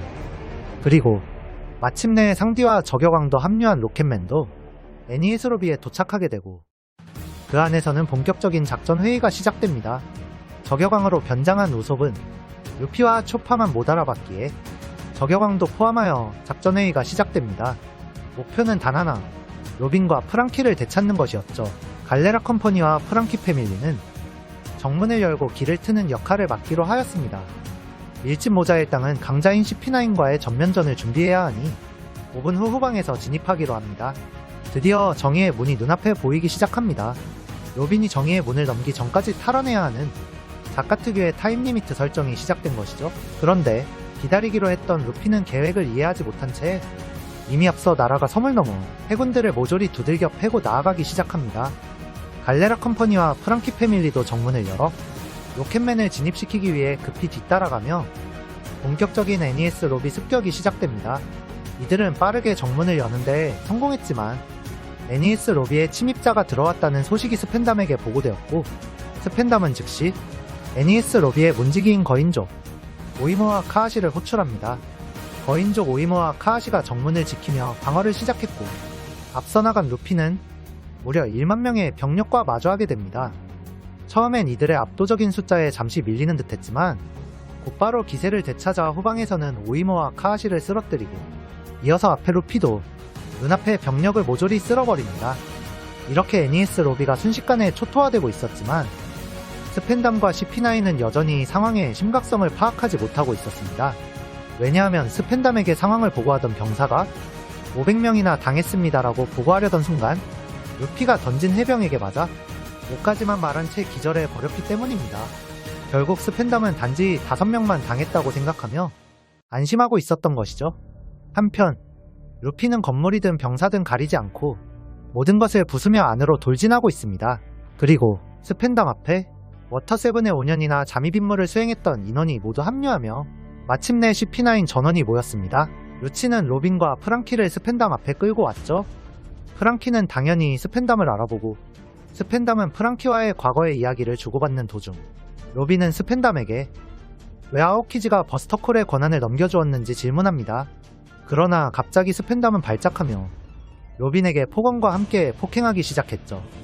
그리고 밀짚모자의 일당이 애니에스 로비에 들어왔으니 이제 이들은 모두 임펠다운으로 연행할 것이라고 말하며 로빈과의 약속을 너무도 쉽게 깨버립니다.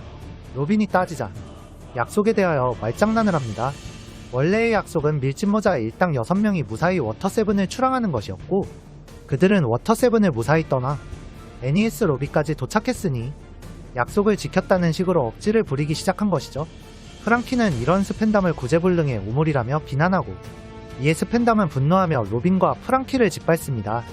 그렇게 CP9은 로빈을 해군본부로 프랑키는 임펠다운으로 보낼 준비를 합니다. 그리고 임무를 완수한 CP9에게는 보상으로 악마의 열매 2개가 주어지며 CP9은 잠시 휴식을 취하러 자리를 떠납니다. 루피는 여전히 건물이든 병사든 가리지 않고 모든 것을 부수며 전진하고 있습니다. 5분이 흐른 후 밀짚모자의 땅이 타고 있는 로켓맨이 철책을 타고 하늘을 날아 부활한 오이모의 허리를 부수며 안착합니다. 그렇게 밀짚모자 일당도 마침내 애니에스 로비의 본섬에 진입합니다.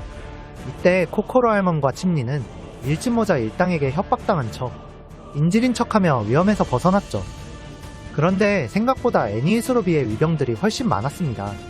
예상치 못한 수의 병력의 밀짚모자 일당도 잠시 당황하지만 갈레라 컴퍼니와 프랑키 패밀리는 자신들에게 맡기라며 자신들이 이길 수 없는 최강의 적 CP9이 있는 앞으로 보내기 위해 길을 터줍니다.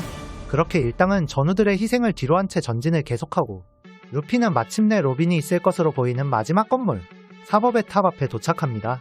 그런데 갑자기 공기 중에 문이 열리더니 CP9의 블루노가 모습을 드러냅니다. 블루노는 세계 정부가 시작된 이래 정부의 현관에 들어온 초유의 사태이며 도대체 언제까지 이렇게 날뛸 셈이냐고 묻죠. 死ぬまで 루피는 망설임 없이 죽을 때까지라고 대답하고 둘의 싸움이 시작됩니다. 모든 공격이 통하지 않던 워터세븐에서와는 달리 루피의 주먹이 블루노의 방어기술 철개를 뚫고 확실한 타격을 줍니다. 빠른 회피를 가능케 하는 체조차 루피의 압도적인 스피드 앞에서는 무력했죠. 갑자기 강해진 루피의 위력에 당황한 블루노는 본격적으로 육체 강화 기술인 육식과 문문 열매의 능력을 총동원하여 치열한 싸움을 벌이기 시작합니다. 그래서 둘의 싸움은 쉽게 결판이 나지 않고 루피는 이대로는 안되겠다는 생각을 합니다. 루피가 갑자기 이상한 포즈를 취하더니 몸에서 연기가 피어오르기 시작합니다. 그의 피부가 붉게 달아오르고 몸을 펌핑시키는 모습으로 변합니다. 이것이 원피스의 초전성기를 이끈 俺の技はみんな一段階進化する 많은 팬들을 열광시킨 いやセカンド 기어2의 첫 등장 순간이었죠. 기어2로 인해 모든 공격기가 강화된 루피 앞에서 블루노의 육식은 방어도, 회피도, 공격도 더 이상 통하지 않았습니다.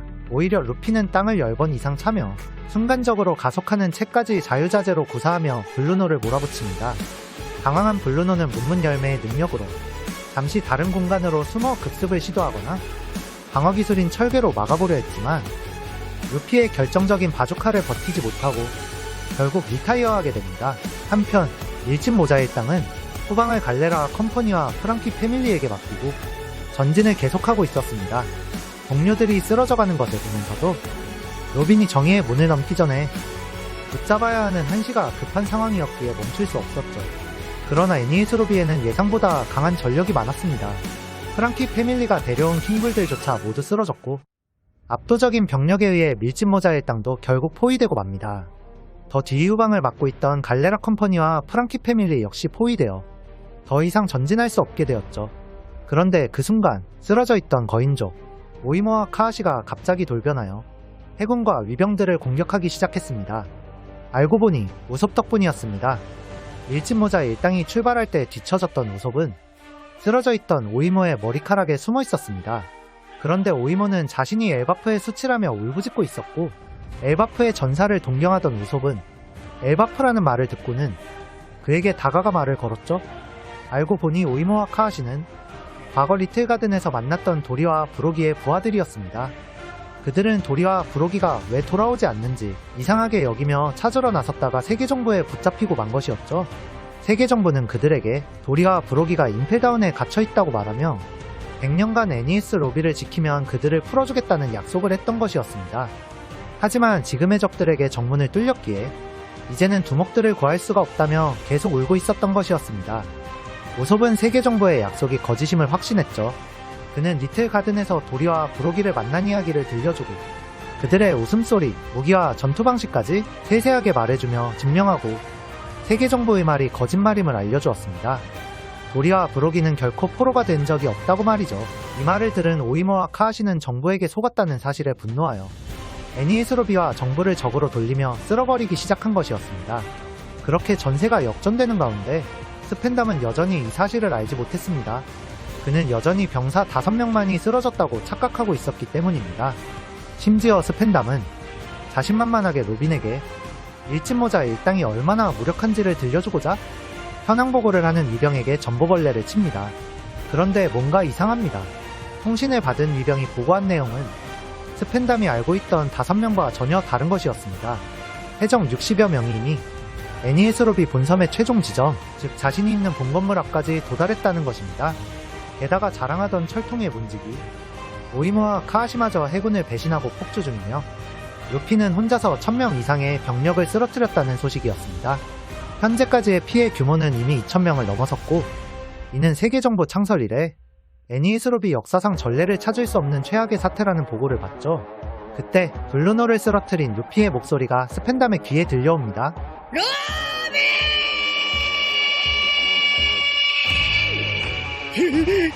来やがった。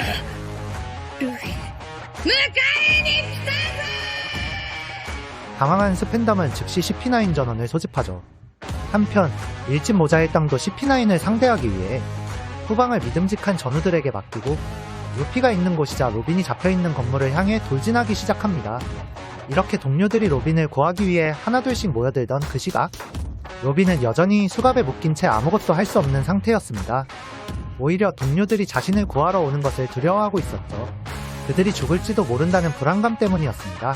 그 모습을 지켜보던 프랑키는 로빈에게 네가 고개를 돌려버리면 그 녀석들은 널 구하러 오지 못한다고 말하며 루피를 만나게 해주겠다고 말합니다. 그리고 자신이 자폭하겠다는 듯 몸을 부풀리고 스펜담과 위병들에게 마지막 인사를 하고 있습니다. 정부 인간들이 놀라 풍비박산이 되었을 때 프랑키는 로빈을 붙잡은 채 후드뽕으로 루피 앞까지 날아가 로빈을 루피와 마주하게 합니다. 로빈을 발견한 루피는 바로 그녀에게 날아가려 하지만 로빈은 이제 자신은 죽고 싶다며 돌아가라고 외칩니다. 그때 애니에스로비 최강의 CP9이 사법이 탑 끝자락에 모두 모였습니다.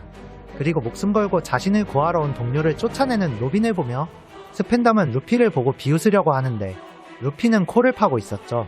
이미 구하러 왔으니 어쩔 수 없고 우리 옆에서도 죽고 싶으면 그때 죽으라고 말하며 말입니다. 그 순간 일진 모자의 땅 전원이 한 명 한 명 로빈과 CP9 앞에 모입니다. 뒤처져 있던 저격왕까지 모두 합류하여 완벽한 포진을 이루며 일진 모자의 땅과 CP9이 긴장감 속에 대치합니다. 이는 원피스에서 손에 꼽히는 명장면 중 하나로 뽑히죠. 그러나 이런 루피의 설득에도 로빈은 여전히 아무런 말을 할 수 없었습니다. 그녀의 마음속에서는 여전히 갈등이 일고 있었죠. 자신이 태어나 자란 고향을 송두리째에 불태워버린 버스터콜의 공포를 너무나도 잘 알고 있기 때문이었습니다.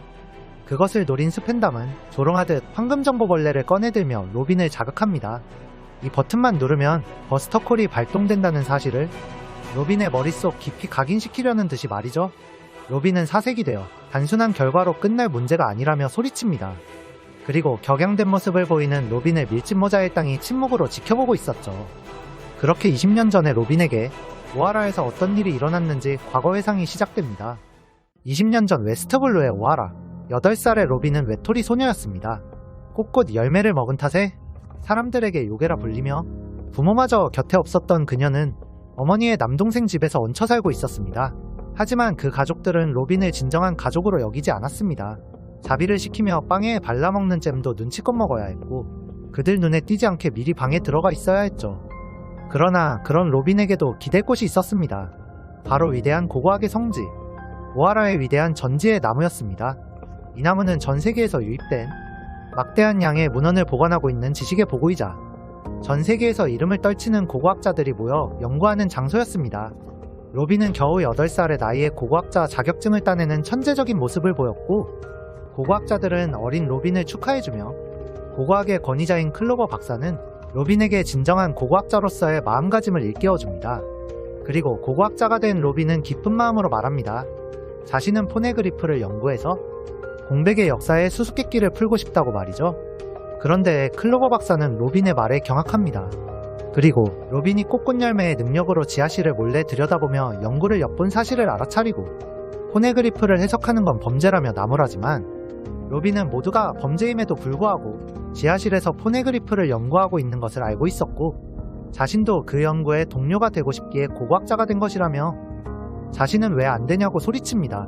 클로버 박사는 말하죠. 아이이기 때문에라고 말입니다. 여기서 아이이기 때문에라는 것은 아이라서 무시하는 것이 아니라 다음 세대를 지키기 위함입니다.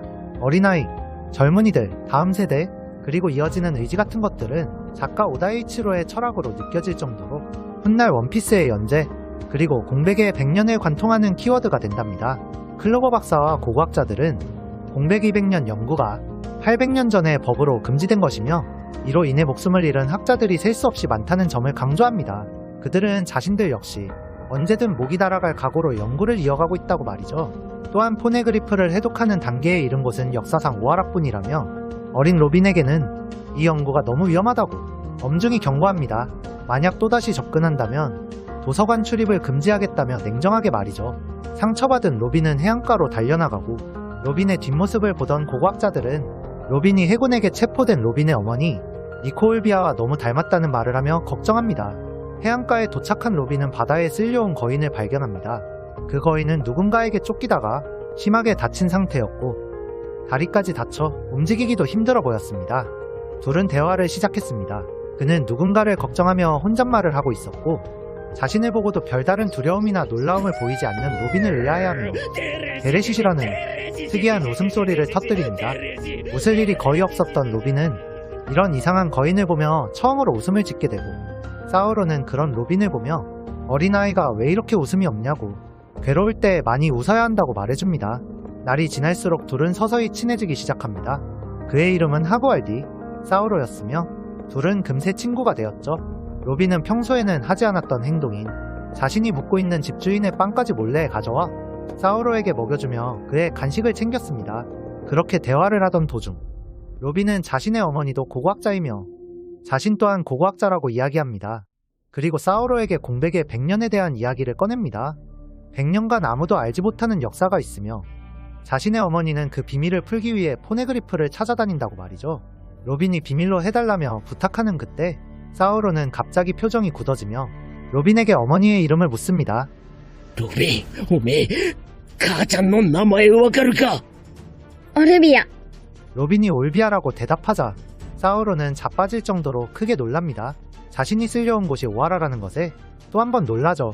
그 이유는 사우로는 원래 해군이었는데 평소 왜 정부와 해군들이 학자들을 그렇게 잔혹하게 대하는지 이해할 수 없었습니다. 그는 단지 역사를 연구했다는 이유만으로 학자들이 무자비하게 탄압당하는 현실의 회의를 느끼고 있었죠.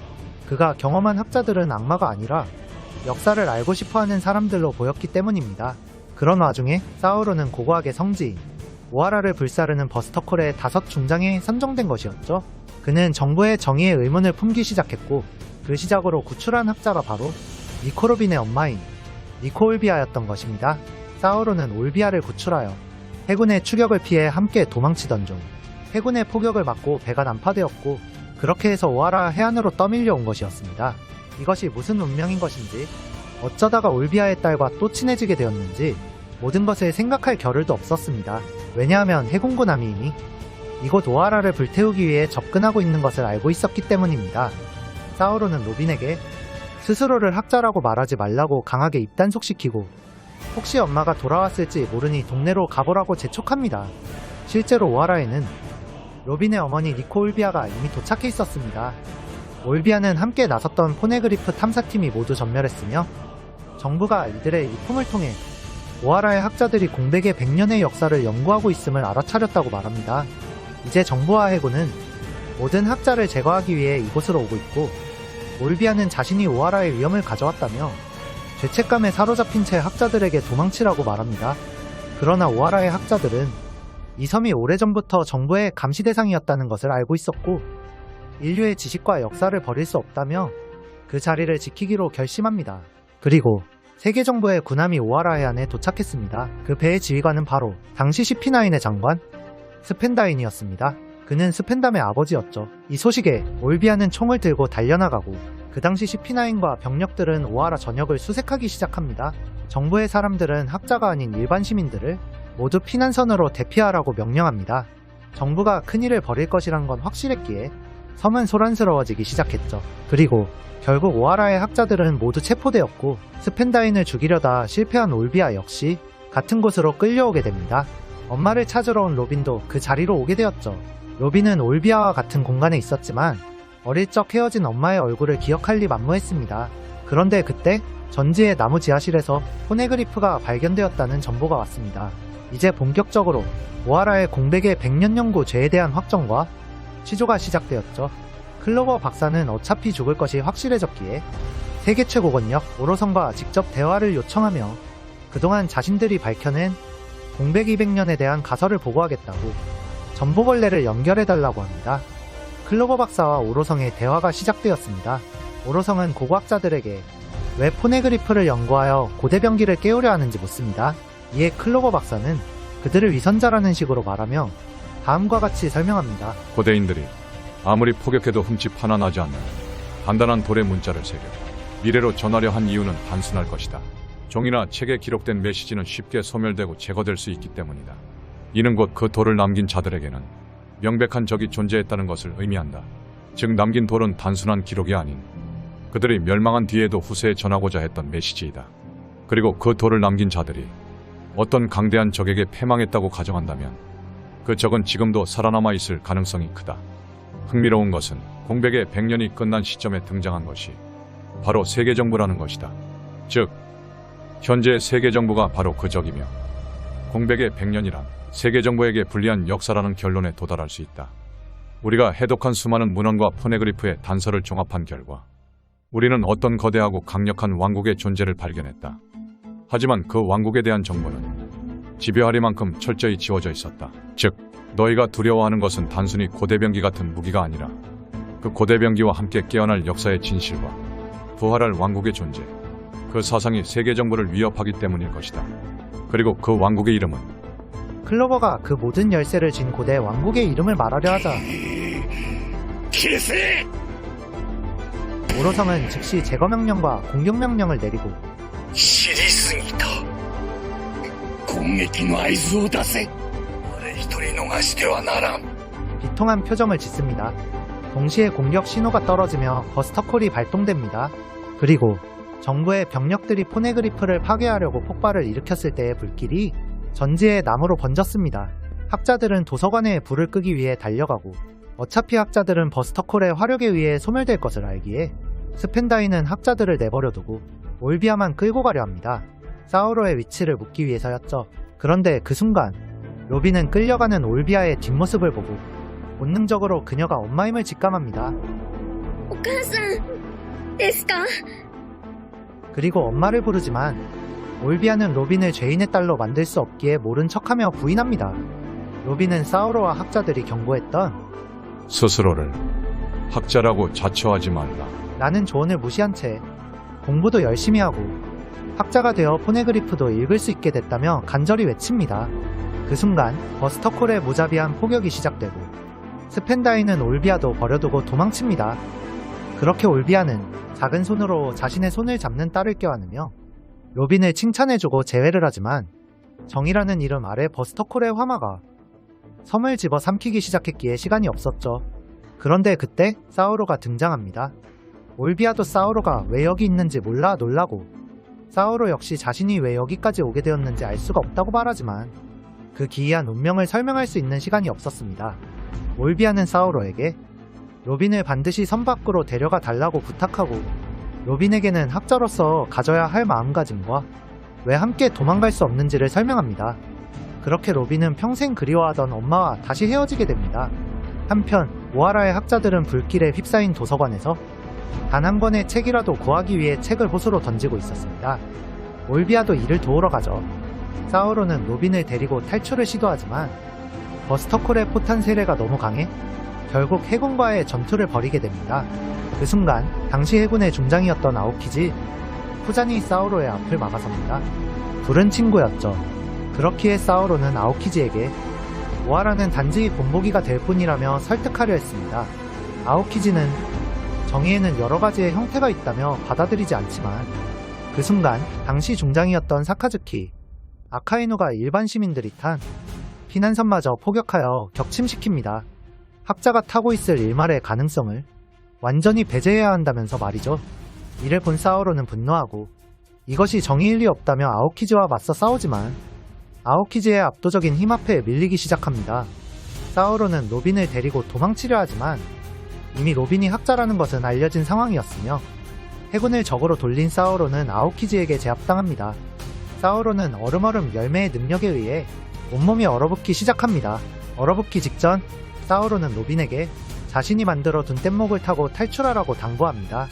그리고 마지막으로 언젠가 반드시 널 지켜주는 동료를 만나게 될 것이고 이 세상에 태어난 이상 외톨이는 절대로 없으며 힘들 때는 이렇게 웃으면 된단다. 라는 말을 남기며 최후를 맞이합니다. 그렇게 수천 년의 역사를 품은 전지이나무와 역사를 탐구하던 학자들은 마치 세상에 없었던 것처럼 불타 사라져갔고 불타는 섬 한가운데 로빈만이 남아 해안가로 향합니다. 그러나 그곳에는 사오로를 얼려버린 아오키지가 기다리고 있었죠. 그런데 아오키지는 사오로의 마지막 설득에 감화되었는지 로빈을 놓아주기로 결정합니다. 그리고 쥐죽은 듯이 숨어서 살아가라는 조언을 남기며 얼음길을 만들어 로빈이 섬을 탈출할 수 있게 도와줍니다. 8살의 소녀는 그렇게 또다시 외톨이가 된 채 어딘가의 바다에서 틀림없이 기다릴 동료들을 만나러 가라는 사오로의 마지막 말을 되새기며 불타는 오하라를 등지고 망망대해로 나아갑니다. 오하라에는 학자들이 구한 호수를 가득 메운 책들만이 남아있었죠.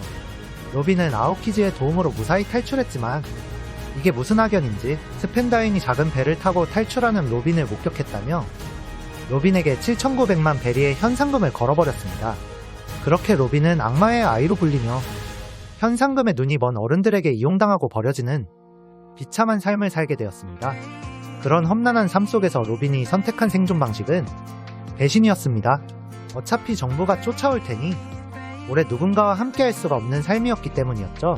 그런 삶 속에서도 로빈은 포네그리프를 찾으려는 꿈, 즉 진짜 역사를 찾으려는 꿈을 포기하지 않았습니다. 로빈은 그렇게 거친 삶을 살다가 크로커다일도 만나고 그에 이어 결국 밀짚모자 일당과 만나게 된 것이었습니다. 그렇게 과거 회상이 끝나고 로빈은 버스터콜을 발동하면 애니에스로비와 이곳에 있는 모두가 사라지게 될 것이라며 스펜담을 말립니다. 그리고 그 공격이 이제 겨우 만난 소중한 동료들을 향할 수도 있음을 두려워하며 밀짚모자 일당에게 큰 소리로 외칩니다.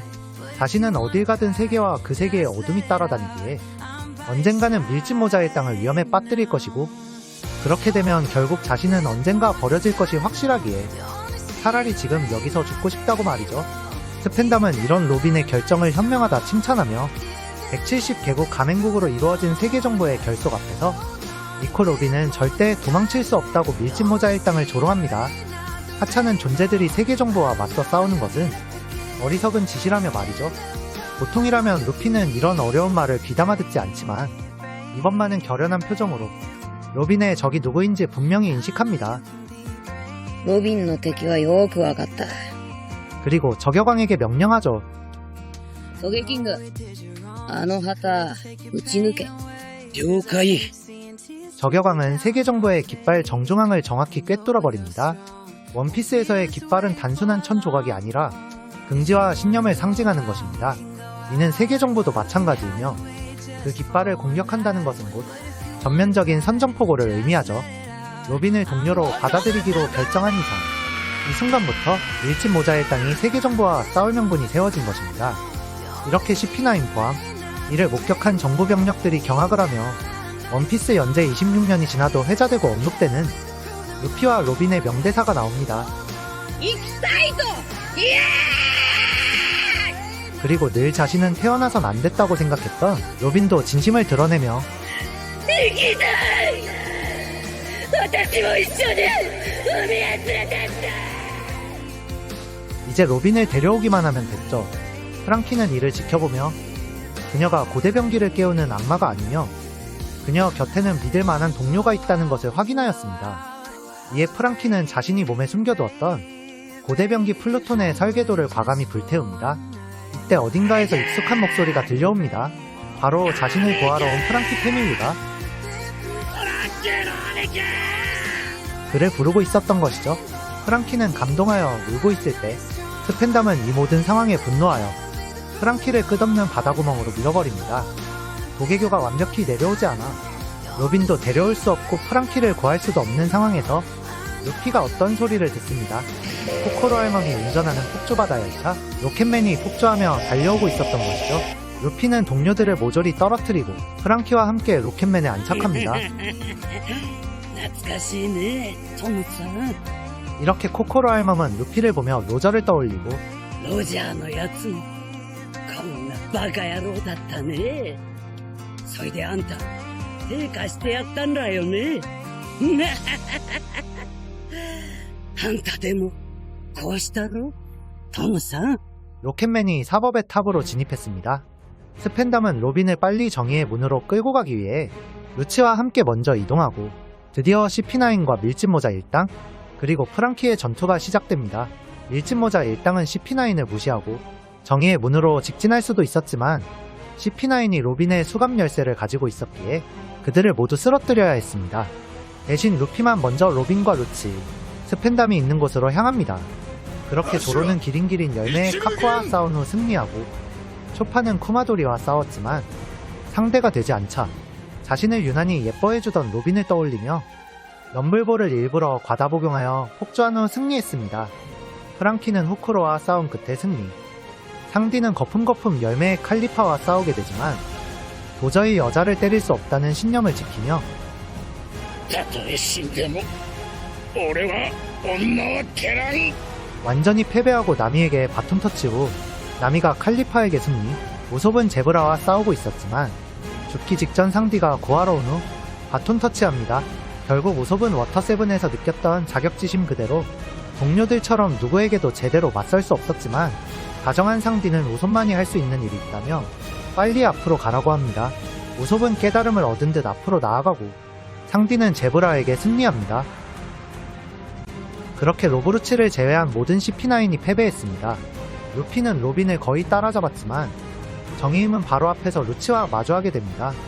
루치를 쉽게 이길 수 없다는 걸 아는 루피는 뒤쫓아온 프랑키를 먼저 보내주고 본격적인 보스전이 시작됩니다. 한편 스펜담은 루피가 바로 앞에 온 것에 크게 당황하여 CP9에게 일을 똑바로 하지 않는다며 전보벌레로 화를 내는데 알고 보니 그 전보벌레는 버스터콜을 요청하는 황금 전보벌레였습니다. 멍청이 하나로 인해 해군본부로 버스터콜 명령이 떨어지고 해군본부의 군함 열척과 중장들이 애니에스로비로 향하기 시작합니다. 로빈은 정의의 문으로 점점 다가가고 있었습니다. 정의의 문 바로 앞에선 로빈은 죽고 싶다던 이전과는 달리 죽음에 대한 극도의 공포를 느끼며 돌다리를 물고 버티기 시작합니다. 하지만 스펜담은 자신의 아버지가 로빈에게 현상금을 걸었고 오하라의 버스터콜을 호출한 것도 자신의 아버지였다고 밝히며 그의 아들인 자신이 오하라의 악마들에게 종지부를 찍을 존재라며 조롱하기 시작합니다. 자신의 인생을 망친 인물을 앞에 두고 억울함과 무력함에 절망에 빠진 로빈은 저항할 기력도 없이 정의의 문을 통과하는 입구에 들어서려는 그 순간 보이지 않는 곳에서 저격이 날아들기 시작합니다. 해군들이 아무리 찾아도 찾을 수 없던 그 저격수의 주인공은 바로 저격왕 우솝이었습니다. 상디가 말한 우솝만이 할 수 있는 일, 그것이 바로 저격수로서의 역할이었죠. 버스터콜의 군함들이 완전히 진입하기 위해 정의의 문이 완전히 열려있어 초강풍이 몰아치는 상황에서도 우솝은 모든 총알을 명중시키며 그 실력을 증명했습니다. 이를 지켜보던 상디와 조로는 우솝을 자랑스러워하며 지켜보고 있었습니다. 이 틈을 타 로빈은 도망치려 하고 프랑키도 뒤늦게 등장해 이를 도우며 로빈을 탈출시키기 위해 돕고 밀짚모자 일당이 CP9에게서 모은 열쇠들을 우솝이 날려주며 로빈은 해루석 수갑을 풀게 되었습니다. 힘을 되찾은 로빈은 스펜담에게 수백 대의 싸다고를 날립니다. 모든 것이 잘 풀려가는 듯한 그 순간 건물 크기의 폭발이 일어나기 시작합니다. 군함들이 도착하여 버스터콜이 시작됐고 섬 안에 있는 해병, 위병, 밀짚모자 일당, CP9을 가리지 않는 무차별 폭격이 쏟아지기 시작한 것이죠. 프랑키는 폭격의 트라우마가 일어난 로빈을 데리고 호송선을 탈취하여 밀짚 모자의 땅에 올 때까지 기다리고 있습니다. 하지만 루피는 여전히 로브루치에게 발이 묶여있는 상태였고 밀짚 모자의 땅과 코코로 알멈 그리고 침리는 로빈이 있는 곳으로 향하고 있었기에 시간이 걸렸죠. 거기에 루치는 그들이 올 통로를 예측하고 건물을 부수어 통로에 바닷물이 들어오게 만듭니다. 그런데 바닷물에 빠지는 위기의 순간 코코로 알멈이 모두를 구해줍니다.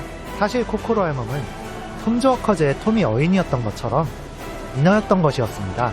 코코로 알멈은 밀짚 모자의 땅과 손녀의 애완동물까지 모두 구해 호송선에 도착합니다. 밀짚 모자의 땅은 로빈과 짧게 제외하고 탈출을 위해 루피가 루치를 이길 때까지 기다리지만 루치는 역대의 CP9 중 가장 강하다는 사내였습니다. 루피는 신기술인 기어3를 사용하고 기어2를 해제하지 않은 채로도 루치와 전력으로 싸웁니다. 루피가 죽는 것이 아니냐며 걱정할 정도로 말이죠.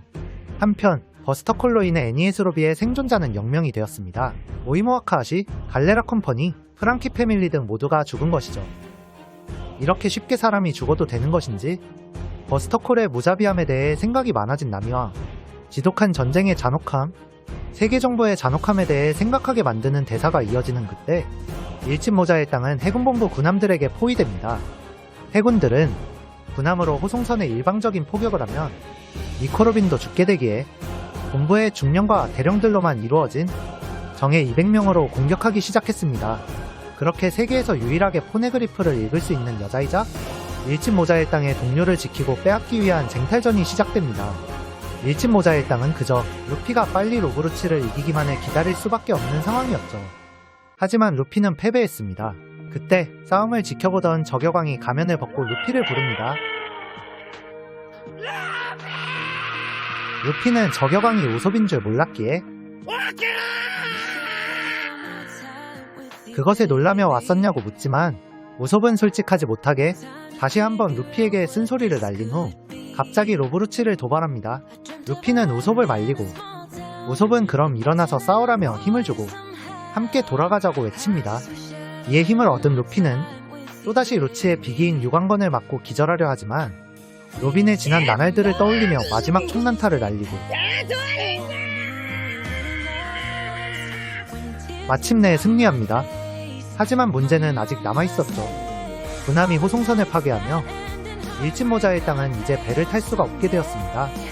탈출 수단이 완전히 사라진 그때 누군가가 우섭에게 말을 걸기 시작합니다.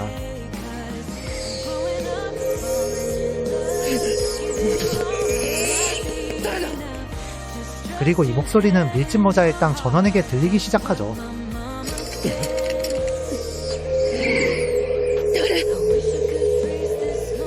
난다こりゃ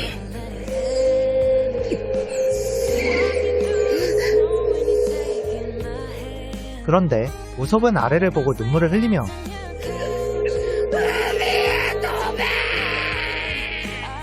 모두에게 뛰어내리라는 말을 합니다. 우섭은 우리에게는 동료가 또 한 명 있다고 눈물을 흘리며 외치고 아래를 본 밀짚 모자의 일당은 기쁜 마음으로 뛰어내립니다. 그 밑에는 밀짚 모자 해적기를 펄럭이는 고잉 메리오가 와 있었습니다.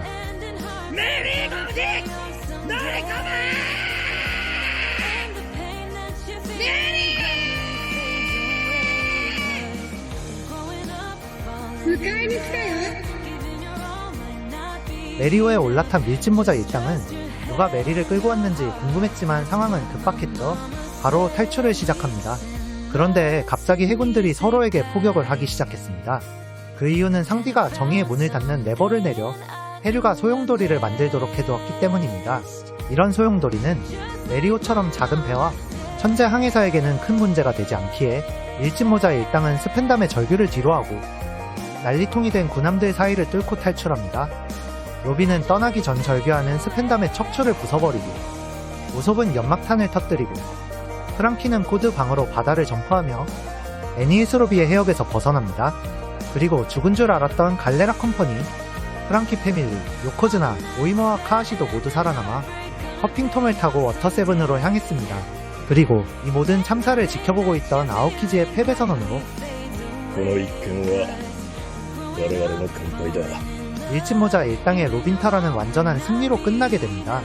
로빈은 동료들에게 고맙다는 인사를 하며 기쁨을 나누고 애니에스 로비에서 들렸던 의문의 목소리에 대해 서로 의견을 나누기 시작합니다. 그때 아이스버그의 갈레라 컴퍼니가 마중을 나왔죠. 그런데 밀짚모자 일당을 태운 메리오가 갈레라 컴퍼니의 배 앞에 도착하자마자 반으로 갈라졌습니다. 루피는 또다시 메리를 고쳐달라고 아이스버그에게 부탁하지만 아이스버그는 자신에게 일어났던 일을 들려줍니다. 로켓맨을 수리하고 밀짚모자 일당을 애니에스 로비로 보낸 후 복귀하던 아이스버그는 어디선가 망치질하는 소리를 듣게 됩니다. 그 소리를 따라가니 완전히 넉마 조각이 되어 있는 메리오가 있었죠. 그때 아이스버그는 메리오의 목소리를 듣게 됩니다. 走りたい。もう一度だけ走りたいんだ。 무언가에 홀린 듯 희망도 없는 배를 고쳐주며 자신도 왜 이러는지 모를 만큼 몰입하게 되었고 수리가 끝난 후 돌아서려는 찰나 메리오의 목소리가 들립니다. ありがとう。 그리고 메리오가 바다로 쓸려나가는 모습을 바라보게 되죠. 아이스버그는 이 기이한 경험 때문에 메리오를 마중 나온 것이었습니다. 아이스버그는 그런 위대한 해적선을 살면서 본 적이 없다며 메리를 보내주라고 합니다. 그렇게 밀짚모자 일당은 메리오와의 마지막 대화와 추억을 나누며 もっとみんなを遠くまで運んであげたかった。ごめんね。 긴 여정의 동반자였던 메리를 보내주게 됩니다. 僕は本当に幸せだった。 이제 밀짚모자 일당과 함께 싸웠던 모든 전우들이 워터세븐으로 돌아와 휴식을 취합니다. 그리고 프랑키는 할 말이 있다며 밀짚모자 일당을 불렀고 자신은 늘 갖고 싶었던 보배로운 나무 아담이라는 나무가 있는데 이것을 우소백에서 빼앗은 2억 베리로 구매했었다고 말합니다. 그리고 그는 톰을 다치게 만든 배를 만든 이후로 다시는 배를 만들지 않겠다고 결심했지만 언젠가는 스승 톰을 따라잡고 싶다는 꿈을 가지고 있었다고 말합니다. 그의 꿈은 어떤 바다도 헤쳐나갈 수 있는 꿈의 배를 만드는 것이었죠. 프랑키는 보배로운 나무 아담으로 밀짚모자 일당에 새로운 배를 만들어주겠다고 말한 후 그 배를 타달라고 부탁하며 아이스버그와 갈레라의 직공장들까지 워터세븐의 최고 전문가들이 모두 모여 새로운 배를 만들기 시작합니다. 그런데 그때 해군본부의 가프 중장이 워터세븐에 도착합니다. 가프는 해적왕 골디로저를 몇 번이나 궁지에 몰아넣었던 전설적인 영웅으로 불리는 사내였습니다. 워터세븐의 시민들은 모두 밀짚모자 일당을 숨겨주었지만 가프는 이미 그들의 위치를 알고 온 듯 벽을 부수며 루피에게 주먹을 날립니다.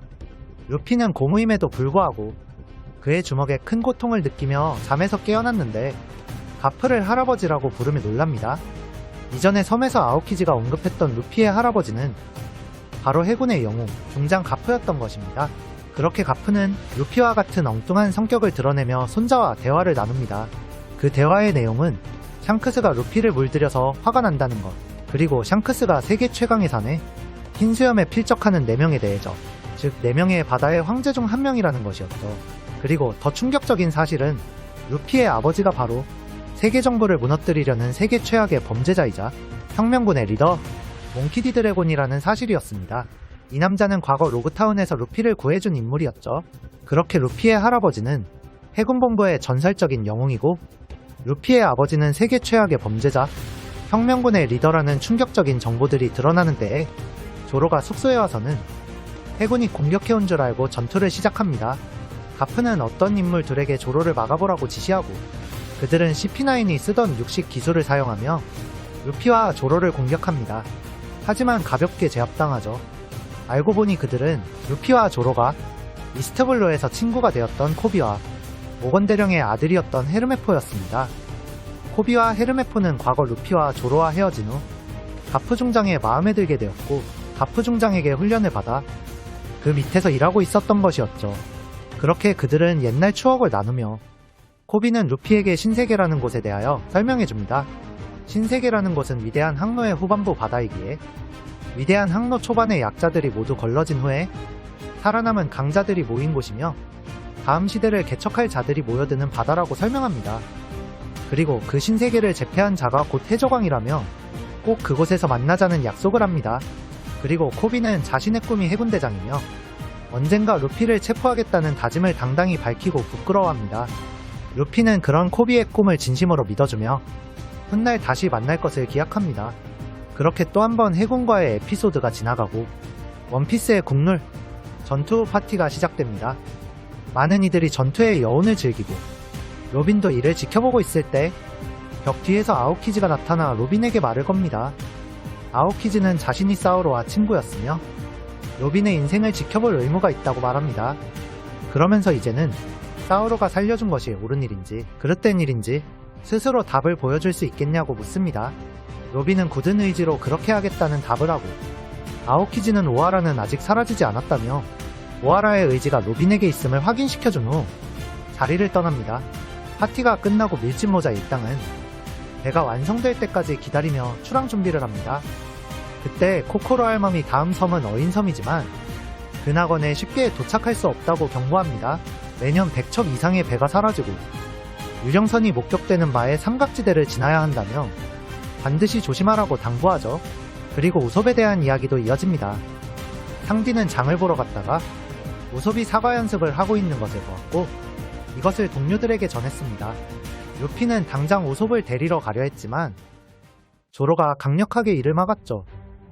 중요한 순간에 선장의 위치를 무시하는 사람은 일당에 둘 수 없다며 루피가 먼저 찾아가는 그런 한심한 짓을 하면 자신이 대신 일당을 나가겠다고까지 말했습니다. 조로가 내건 이번 사건에 대한 마무리 조건은 단 하나, 우솝의 진정성 있는 사과였습니다. 그렇다면 다시 동료로 받아들일 수 있지만 그렇지 않다면 절대 용서할 수 없고 두고 떠난다는 것이었죠. 그런데 그 순간 배가 완성되었다는 소식과 함께 프랑키 패밀리가 급하게 밀짚모자 일당에게 달려왔습니다. 밀짚모자 일당 전원에게 새로운 현상금이 걸린 것이었죠. 각자의 현상금을 받아든 일당은 저마다 다른 반응을 보였지만 문제는 일반인인 프랑키의 현상금이었습니다. 프랑키 패밀리는 현상금이 걸린 프랑키가 또다시 잡히게 되면 자신들이 구하지 못할 것이라며 루피에게 프랑키를 바다로 데려가 달라고 부탁합니다. 루피는 그 부탁도 듣고 새로운 배와 프랑키가 있는 곳에 도착해 감탄하고 있었는데 프랑키는 이미 자리를 떠난 상태였습니다. 아이스버그는 프랑키가 밀짚모자 일당이 너무도 마음에 들어 바다로 나가고 싶어 하지만 톰의 기억 때문에 이 섬을 떠날 수 없는 의무를 스스로 지고 있다고 설명했습니다.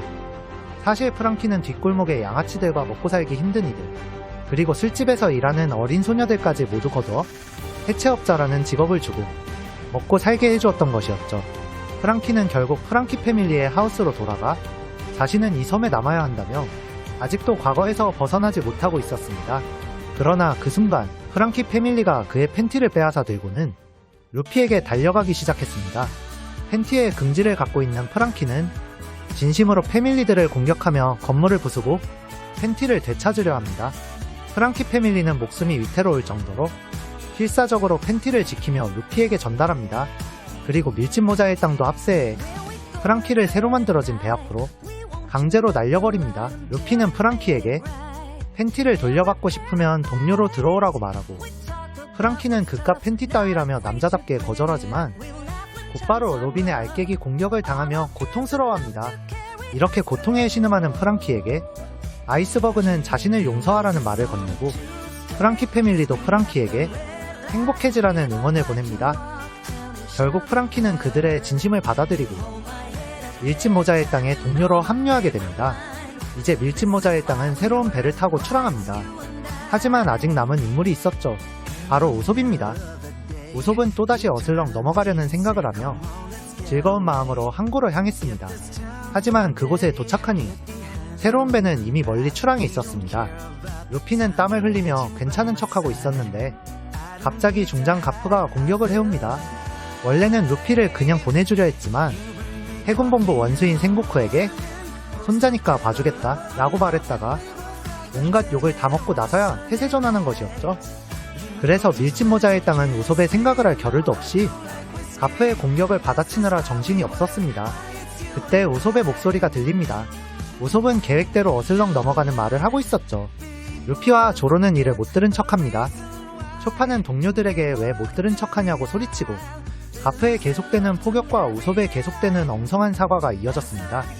그러다 우솝이 마지막으로 한마디를 하겠다며 큰 소리로 외칩니다. 우솝은 자신의 행동에 대해 진심으로 사과를 했고 자신을 동료로 받아달라고 소리쳤죠. 루피는 눈물바다가 된 얼굴로 길고 긴 팔을 뻗어 우솝의 손을 잡습니다. 그렇게 밀짚모자의 땅은 기존 동료와 새로운 동료를 새로운 배에 태우며 그 배의 이름은 아이스버그의 아이디어를 가져와 천의 바다를 헤쳐나간다는 의미의 사우전드와 태양처럼 밝게 헤쳐나간다는 의미의 써니를 합쳐 사우전드 써니오라는 이름을 지어주었습니다. 그리고 프랑키의 기술과 써니오의 내구력을 더한 써니오의 비비 후드 버스트로 하늘을 나가 아름다운 물의 도시 워터세븐을 뒤로한 채 다음 섬으로 향합니다. 밀짚 모자의 땅이 다음 섬으로 향한 후 워터세븐은 다시 한번 평화를 되찾고 밀짚 모자의 땅의 숲에서는 세계로 퍼져 나갑니다. 루피네는 세계 정부의 현관인 애니에스 로비를 함락시켰기에 그 위상이 이전과는 완전히 달라졌습니다. 반가운 얼굴들이 밀짚 모자 이 땅의 새로운 숲에서를 보고 기뻐하며 축하하는 훈훈한 장면들이 이어지지만 세계의 분위기는 그와는 전혀 다릅니다. 바다의 황제 흰수염과 샹크스가 세계 정부의 견제에도 불구하고 서로 접촉하게 된 것입니다. 샹크스는 강력한 패기라는 것을 내뿜으며 흰수염의 배에 올라탔고 흰수염은 전쟁은 안 할 것 같다며 독대하는 자리를 만듭니다.